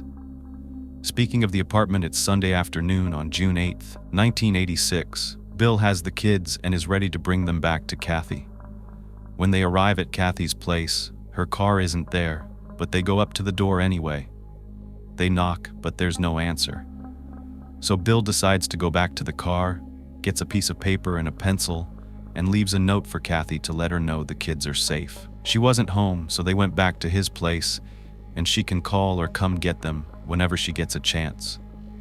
Remember, there are no cell phones back then. There's no way for Bill to know where Kathy is, and she didn't tell him that she wouldn't be there. He expected her there on Sundays, like she always was when he dropped off the kids. It's not like her to leave without notice or not come back on time to take care of her children. Bill is irritated, but he's not alarmed at this point. However, some people are, her co-workers. As you probably guessed, Kathy did not show up to work the next morning. That was very unusual. It was very out of character for a woman like Kathy, who not only took her job seriously, but was literally dating her boss. She would never be a no-show at work. So her friends start calling around to her family members to check in, but no one has heard from Kathy. Just as the sun is coming up on Monday, June 9th, 1986, it reveals what Kathy's family has been looking for. In northwest Bexar County, just outside the city limits of San Antonio, a man thinks he sees something off the side of the road. It's in a rural area, not heavily populated. Police respond immediately, and when they arrive on the scene, they're confronted with a gruesome sight. There is a naked female with no identification, just her clothes next to her. It doesn't take long for police to identify the body as 29-year-old Kathy Lipscomb. Her co-workers had been searching for her all day. They had made reports and informed the police that they could not find her. Once it was announced that a body had been located, her co-workers were there to positively identify her. At first glance, there's not much at the crime scene in the way of evidence. They're looking toward the body for clues. One thing that stood out to the investigators immediately was the way Kathy's body looked. She was in a very peculiar position. It wasn't just that she was curled up in a fetal position. Her limbs were actually curled and twisted in a very unnatural way. It's something that the investigators had never seen before, and they wondered why she looked that way. They also noticed a clothesline right next to her body. Looking around for more evidence, it became pretty obvious that she had been dumped at this location. This is not where she was murdered. There were no significant signs like footprints, tire marks, or blood. However, it was apparent that there were bruises and marks around Kathy's neck, which led detectives to believe that she had been strangled and that this was probably the cause of death. At this point, there were no other visible physical wounds on her body, so they transported her to the medical examiner's office for a full autopsy. This is when some additional evidence came to light. But before I get into those details, it's important to jump back and tell you what was happening with her family and friends as they were finding out what happened. It goes without saying, but I will let you know. As soon as her mother and her sister were contacted, they were in shock, in total disbelief about what was happening. Her sister said that there were so many emotions going through her. There's going to be even more shocking news to come because they didn't know that Kathy had some secrets, and all of this will be coming to light as I get more and more into the story. When her friends and family were interviewed, they immediately informed the police that Kathy was going through a divorce with Bill, who was very high up in the Air Force. Immediately, alarm bells started going off. There was something significant at the crime scene, something that stood out. Remember how I told you that Kathy's clothes were next to her? Well, they weren't just thrown next to her body. They were meticulously placed right next to her in a fashion that was very distinctive. They were rolled. I don't know if you've ever seen the way individuals in the military roll their clothing to fit into their backpacks and other places to save space. This is called a Ranger roll. I'm going to show you an example of it right here on the screen. Like I said, people in the military do this to save room in their backpacks. You can fit a lot more in there if you roll up your clothes. This is a huge clue. Clearly, whoever did this must be in the military. It was a force of habit, they do it all the time, and they must have done it again in this state of mind. They're rushing to drop Kathy's body off, but why even leave her clothes there? Maybe Bill has some answers because he is the first one they call in for questioning. As soon as they let him know what happened and that Kathy was dead, he is in shock. There was a total look on his face like he could not believe this was happening. He turns white as a ghost, unable to understand how it could be possible. He tells them that he and the kids went over to her apartment the night before and she was nowhere to be found. He told them about the note he left for her. Of course, they're always going to suspect the partner, and not only that, he's in the military, so that links him right away to the way the clothing was folded. They were going through a divorce, so of course they're going to look at the husband. Bill is distraught. He's upset, talking about how he's been looking all over for her. He says, "I have nothing to do with it." When they press him about the affair with Dr. Pearl, which they had heard about from Kathy's coworkers during interviews, Bill admits, "Yeah, I know. I'm aware of the affair. I'm aware of everything that's going on, and I'm okay with it. I understand there's nothing I can do. Kathy's free to do what she wants. Those were her wishes." He says he's accepted the fact that Kathy has moved on, and there was nothing he could do about it. Next, the police want to see if there's anything unusual about Bill's appearance. Does it look like he's been scratched? Are there marks on his hands? Any defensive wounds or anything that would suggest a sign of a struggle? But they couldn't find anything. No bruises, no scratches. It didn't look like he had been involved in any kind of attack. Bill also provides an alibi. He was at home with his kids that weekend, including the night Kathy disappeared. Sadly, they do have to bring the children in for questioning, and both confirm that they were with their father the entire weekend. Bill also tells them to check with his second-in-command, Staff Sergeant Nicholas Richards, as he had also been with Bill all day. At this point, they can't spend all their time looking at just one person, especially someone who holds a high position in the military and who has literally made that his life. Bill isn't the type of person who would just go around doing things wrong. This man lives for perfection. So they decide to interview some of his colleagues, the people on his team at work. All of them tell the police that Bill would have nothing to do with anything like this.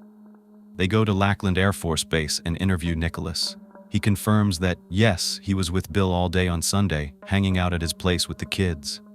Meanwhile, investigators are getting critical information elsewhere, so they shift their attention from Bill to someone else, the other man in Kathy's life. They go down to the hospital to interview Kathy's co-workers. They had already told the investigators about the affair with Dr. Pearl, but there's more. After telling the police everything I already mentioned, that Kathy was infatuated with him, that she was in love with him, that they went on vacations disguised as conferences and paraded their relationship around, they drop a bombshell on the investigators, something no one was expecting. Kathy wasn't the only one. That's right. Poor Kathy risked everything to be with David, but David wasn't really risking much.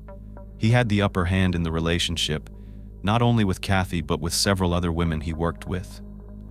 This man was hooking up with different nurses, doing the same things he did with Kathy. He took them to conferences, had them over to his apartment, and allowed them to fall in love with him, none of them knowing about the others. But it wasn't much of a surprise to people on the outside. They had been watching it all unfold. Maybe Kathy was in denial. She either didn't have a clue, or she was so blinded by infatuation that she didn't realize what was really going on. She had no idea what the truth was. I feel like this poor woman was manipulated, tricked. Her whole world was turned upside down on a promise that was never real. It takes two to tango, as the saying goes. I'm sure you've heard that before. And it wasn't just Kathy. This man knew what he was doing because he had done it time and time again. He had used his position of power to entice these nurses to come home with him and begin relationships. It turns out, he would tell every woman that he was going through a separation, but all along, that wasn't the case. The shocking part of it all had just come to Kathy. She had just found out that David was living a lie. When she filed for divorce from Bill, she was excited, and the first person she wanted to share that excitement with was David. But when she met with him to share the news, he said he wasn't ready to settle down with her, and Kathy was crushed. She didn't understand what was going on. For all we know, her very first relationship in life could have been with Bill. Kathy wanted answers, so she started digging into David's life. That's when she found out about all the other women. He didn't have any intention of committing to Kathy.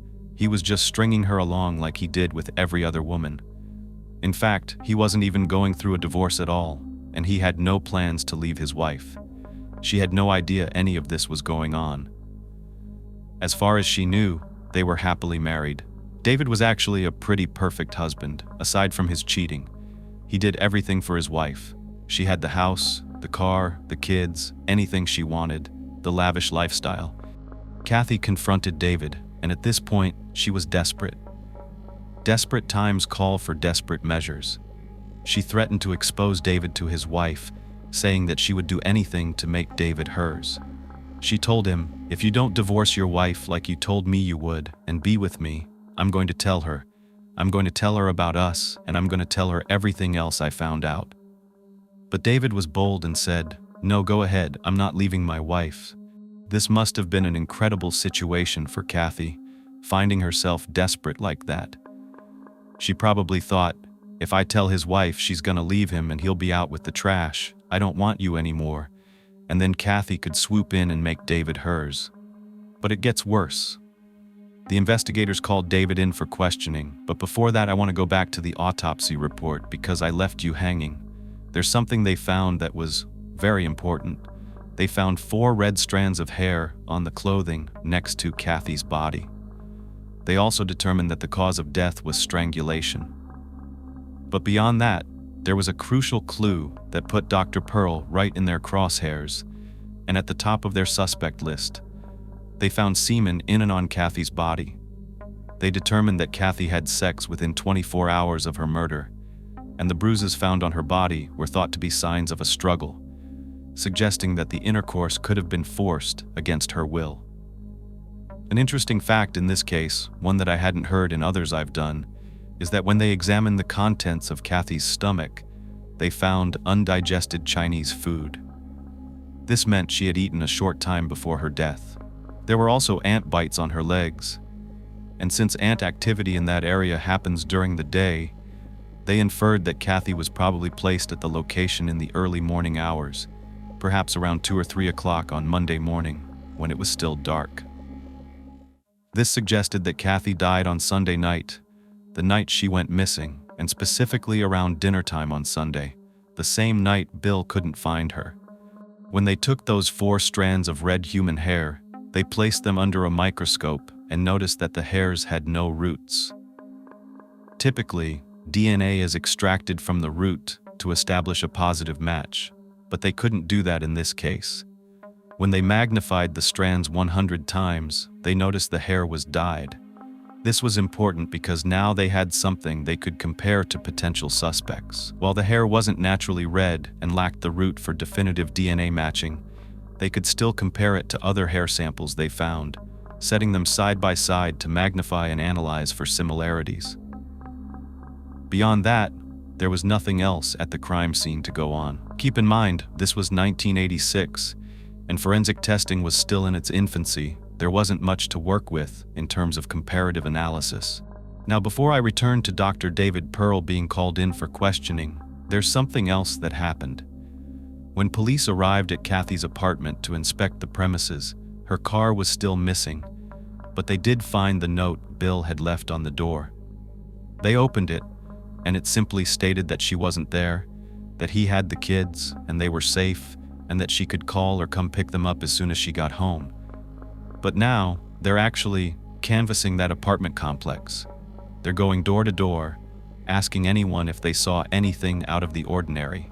And it turns out there was something peculiar happening over there in regard to Kathy's next-door neighbor, a man named Vincent.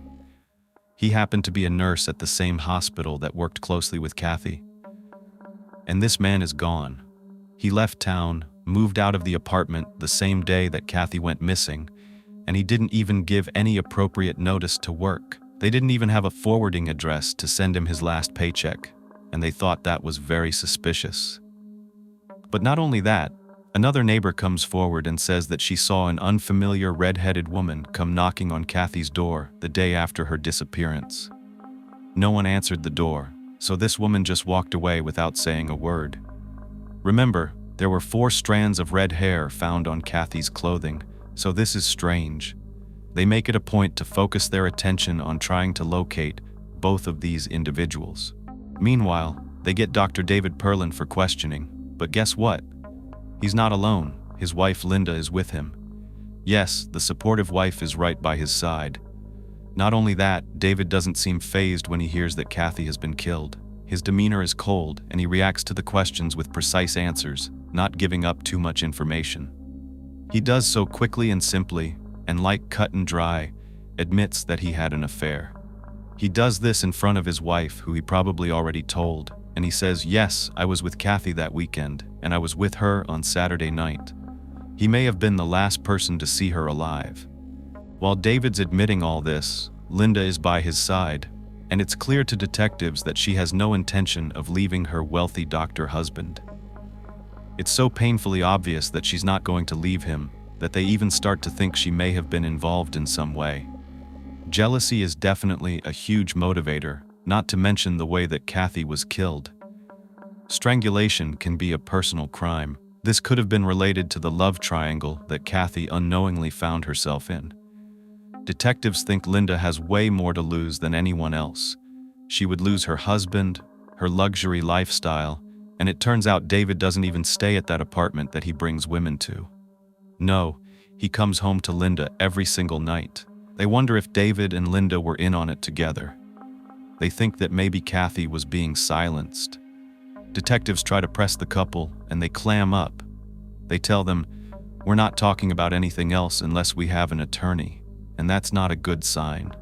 The interview ended so abruptly, so now the detectives have to turn back to the evidence that they already have. The information they gathered about the suspicious redhead and the neighbor. It turns out the neighbor just happened to get out of a relationship that same weekend. He and his boyfriend got into an argument the weekend that Kathy was murdered, so he picked up and moved away to another part of Texas. His leaving had nothing to do with Kathy's death, just a coincidence. But what about the redhead? That can't be a coincidence, right? They found red hairs at the scene, But it turns out that was a coworker. They dropped by to check on Kathy the day she didn't show up for work. Still, it doesn't explain the red hairs on the clothing. But let's move forward. A week after finding Kathy's body, her car is finally located. It was abandoned in a parking lot nearby. They didn't find anything of significance inside the vehicle, unfortunately. There wasn't anything to move forward on, and the case goes cold. No one is connected to Kathy's murder for 2 whole years. 2 years go by without any answers. Kathy's mother, Nadine, and sister, Darlene, are at their wits' end. They decide to hire their own private investigator named Tom Bevins. He's actually known as Detective Death. He's the one that families go to when police cannot find their loved one's killers. They have faith in Tom. They think that he's going to be the one to track this killer down. The first thing he does is go back all the way down that line of any suspects they had. He also wants all of the personal items that were collected from Kathy's apartment. There were personal items taken from Kathy's apartment, and they've been stored as evidence. During the 2 years that the case was cold, Bill remarried to a woman named Beverly, and he and the children moved to Langley Air Force Base in Virginia. Dr. Perlin is still working as the director of the OBGYN department at the hospital, and no one has been charged in Kathy's murder. As Tom is sifting through all of Kathy's personal effects, a diary catches his eye. It's more of a date book, something she used to keep track of her daily activities, her thoughts, everything. It was very important to her. She never left home without it. She used it every single day. Tom goes through every single entry, and 2 of them have additional notations on them that stand out to him. One said, "Went to Bill's ball game." Lisa was there, by the way. Some shows I watched said this woman's name was Lisa, and others said Shannon. I'm gonna go with Lisa since one of the reports that I relied on for factual information had other things correct, while others did not, and the one that was correct used Lisa. So, Lisa it is.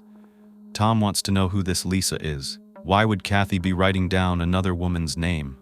This was in the same time frame that things were going downhill in her marriage to Bill, sometime in the spring of 1986.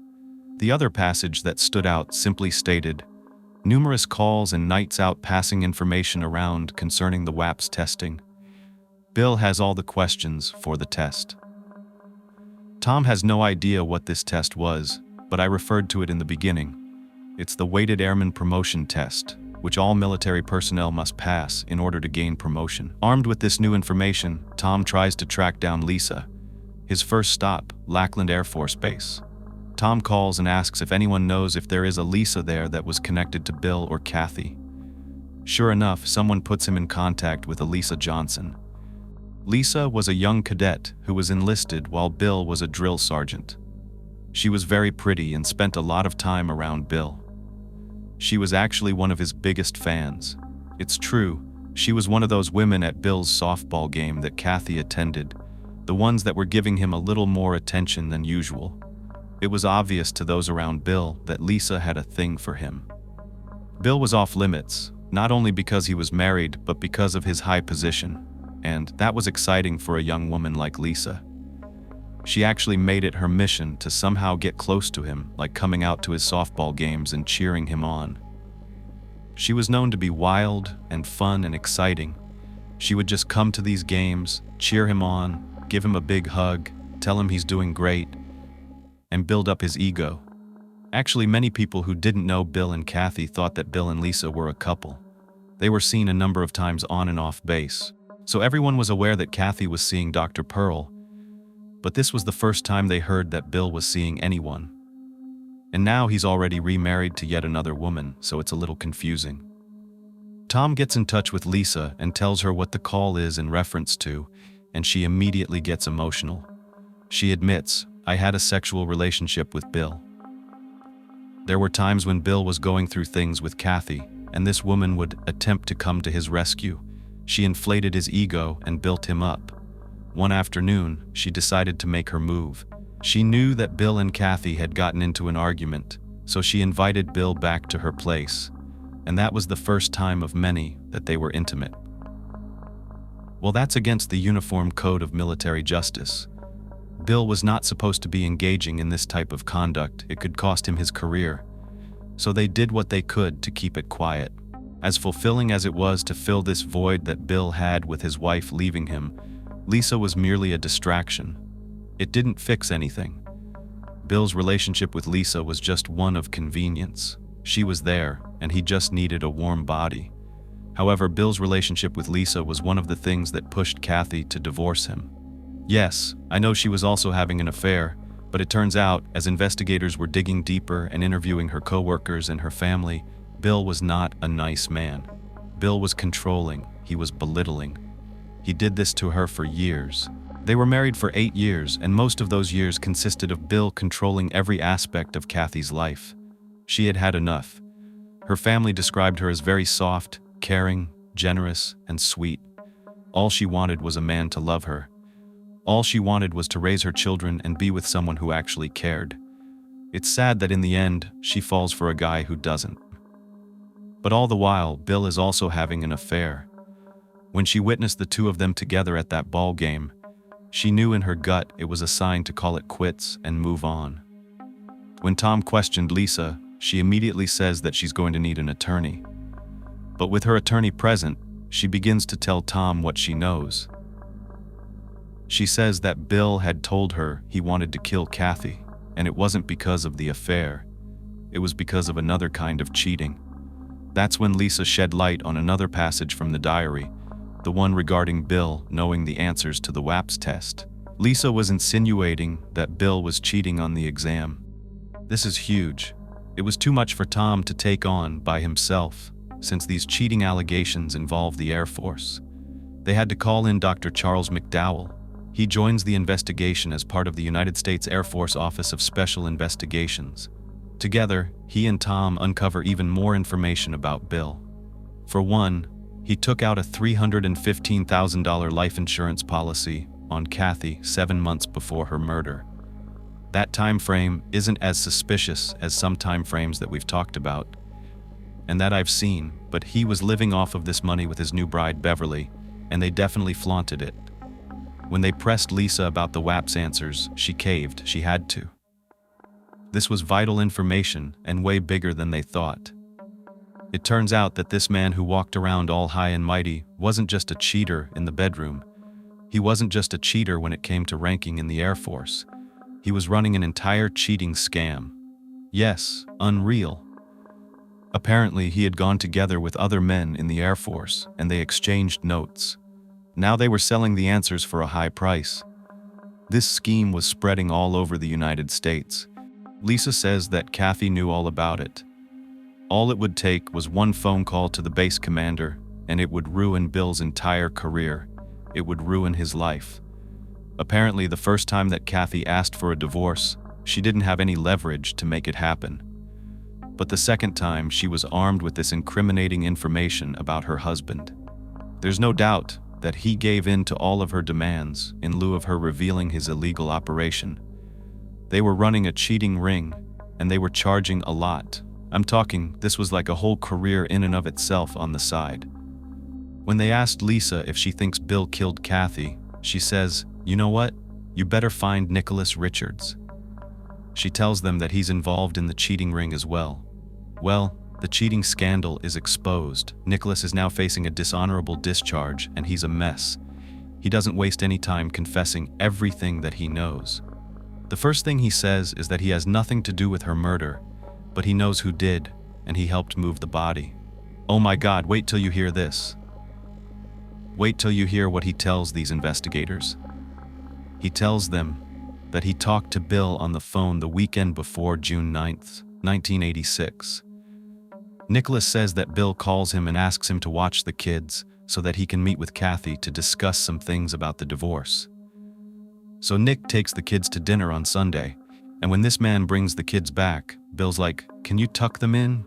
Can you put them to bed?" After that, this is just, I can't believe that people can just do this stuff. But he calls Nick into a room, pulls him aside, and stands in front of a small wooden cedar chest. He slowly opens it up and reveals Kathy's dead body. He just looks at him and goes, "You know what you need to do, because Kathy was going to expose their scheme. She had to go." Since Nicholas is Bill's partner in this scandal, He feels like it is his responsibility to dispose of her. So he waits until it's dark, drives out of the city, opens up the back of his vehicle, and dumps her on the side of the road, leaving those clothes folded beside her. However, he kept that wooden box and tells detectives that there are bloodstains in there. Now it makes sense. Remember Kathy's legs and arms? How they were twisted into this very unnatural position. It was because she was crammed into this small box, and once rigor mortis set in, she was already in this awkward position, and there was nothing they could do to unravel her. This poor woman, that's horrific. And if that's not bad enough, they call in Bill's daughter. Now she's 9 years old, and when she's being interviewed again, she tells them that she knows who killed her mom. It was her dad because he wasn't where he said he was on the night that Mommy died. She said that she woke up in the middle of the night and he was gone, and so was his car. This seems like it would be enough, but it's all circumstantial. They need a confession, and Nick agrees to wear a wire. He makes a deal with the Air Force. In exchange for getting information or a confession from Bill, he doesn't have to serve any time. Like he's basically going to get away with his part in all this. Well, they agree, and he wears a wire. He calls Bill up and says, "You know what? We need to talk about this scandal because I'm being demoted." They meet in person, but no matter what Nick says to try to get Bill to crack, he just changes the conversation. Bill even tells Nicholas, "You know what? You're looking rough. I'll take care of everything." He hands him an envelope of cash and tells him to get out of the country for a little while. They've got nothing concrete until Nick admits he still has the wooden chest that he placed Kathy's body in, and that is when the conversation changes. Bill freaks out. He's like, "You need to get rid of it. You need to get rid of that now." So, this is the evidence that the authorities need. They've got their killer. All along it was Kathy's estranged husband, Bill. He would do anything to keep his ego intact, anything not to be found out, anything to stay on top, even kill the mother of his children. But wait, you have to hear what happens next. On July 10th, 1989, 3 years after her death, investigators arrest Bill for the murder of his wife. The trial is set for June 20th, 1990. But before the trial starts, Bill pleads guilty because he wants to avoid the death penalty.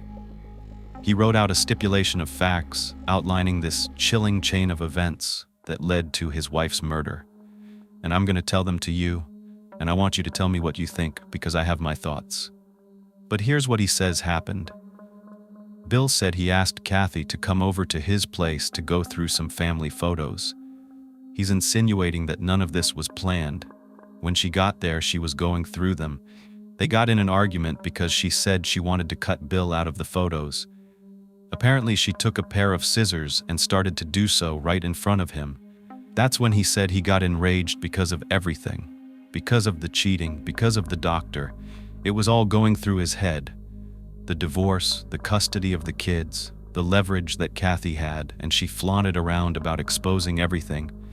His cheating scheme, and he just snapped. He says, "I didn't mean to kill her. I just started to attack her." He knew that she was going to go to his superiors and he was going to be charged with battery. Everything was going to end anyway, and it was going to end badly. When this realization hit him, he just went all the way, and he ended up strangling her with a cord. He even had intercourse with her to make it look like it was a random attack. Bill was sentenced to life in prison, but in an unexpected turn of events, the military decided that they were going to take over the case, and they gave him 60 years instead at the disciplinary barracks at Fort Leavenworth, Kansas. Wow. He goes from the death penalty being on the table to life in prison to the military taking over and getting 60 years. He was eligible for parole since 1998. I hate to tell you this, I really do, but he was actually released just last year in May of 2021. So Bill walks free, only serving 32 years. Nicholas Richards didn't get charged with anything. The only thing that happened to him was that he was dishonorably discharged. I'm shocked. This beautiful young mother of 2 was taken away for reasons that should not warrant murder. It's true that she made mistakes, but that should never be the answer. She left behind her 2 precious little children, and they will forever live with the fact that they lost both of their parents when Bill made that fateful decision to take Kathy's life.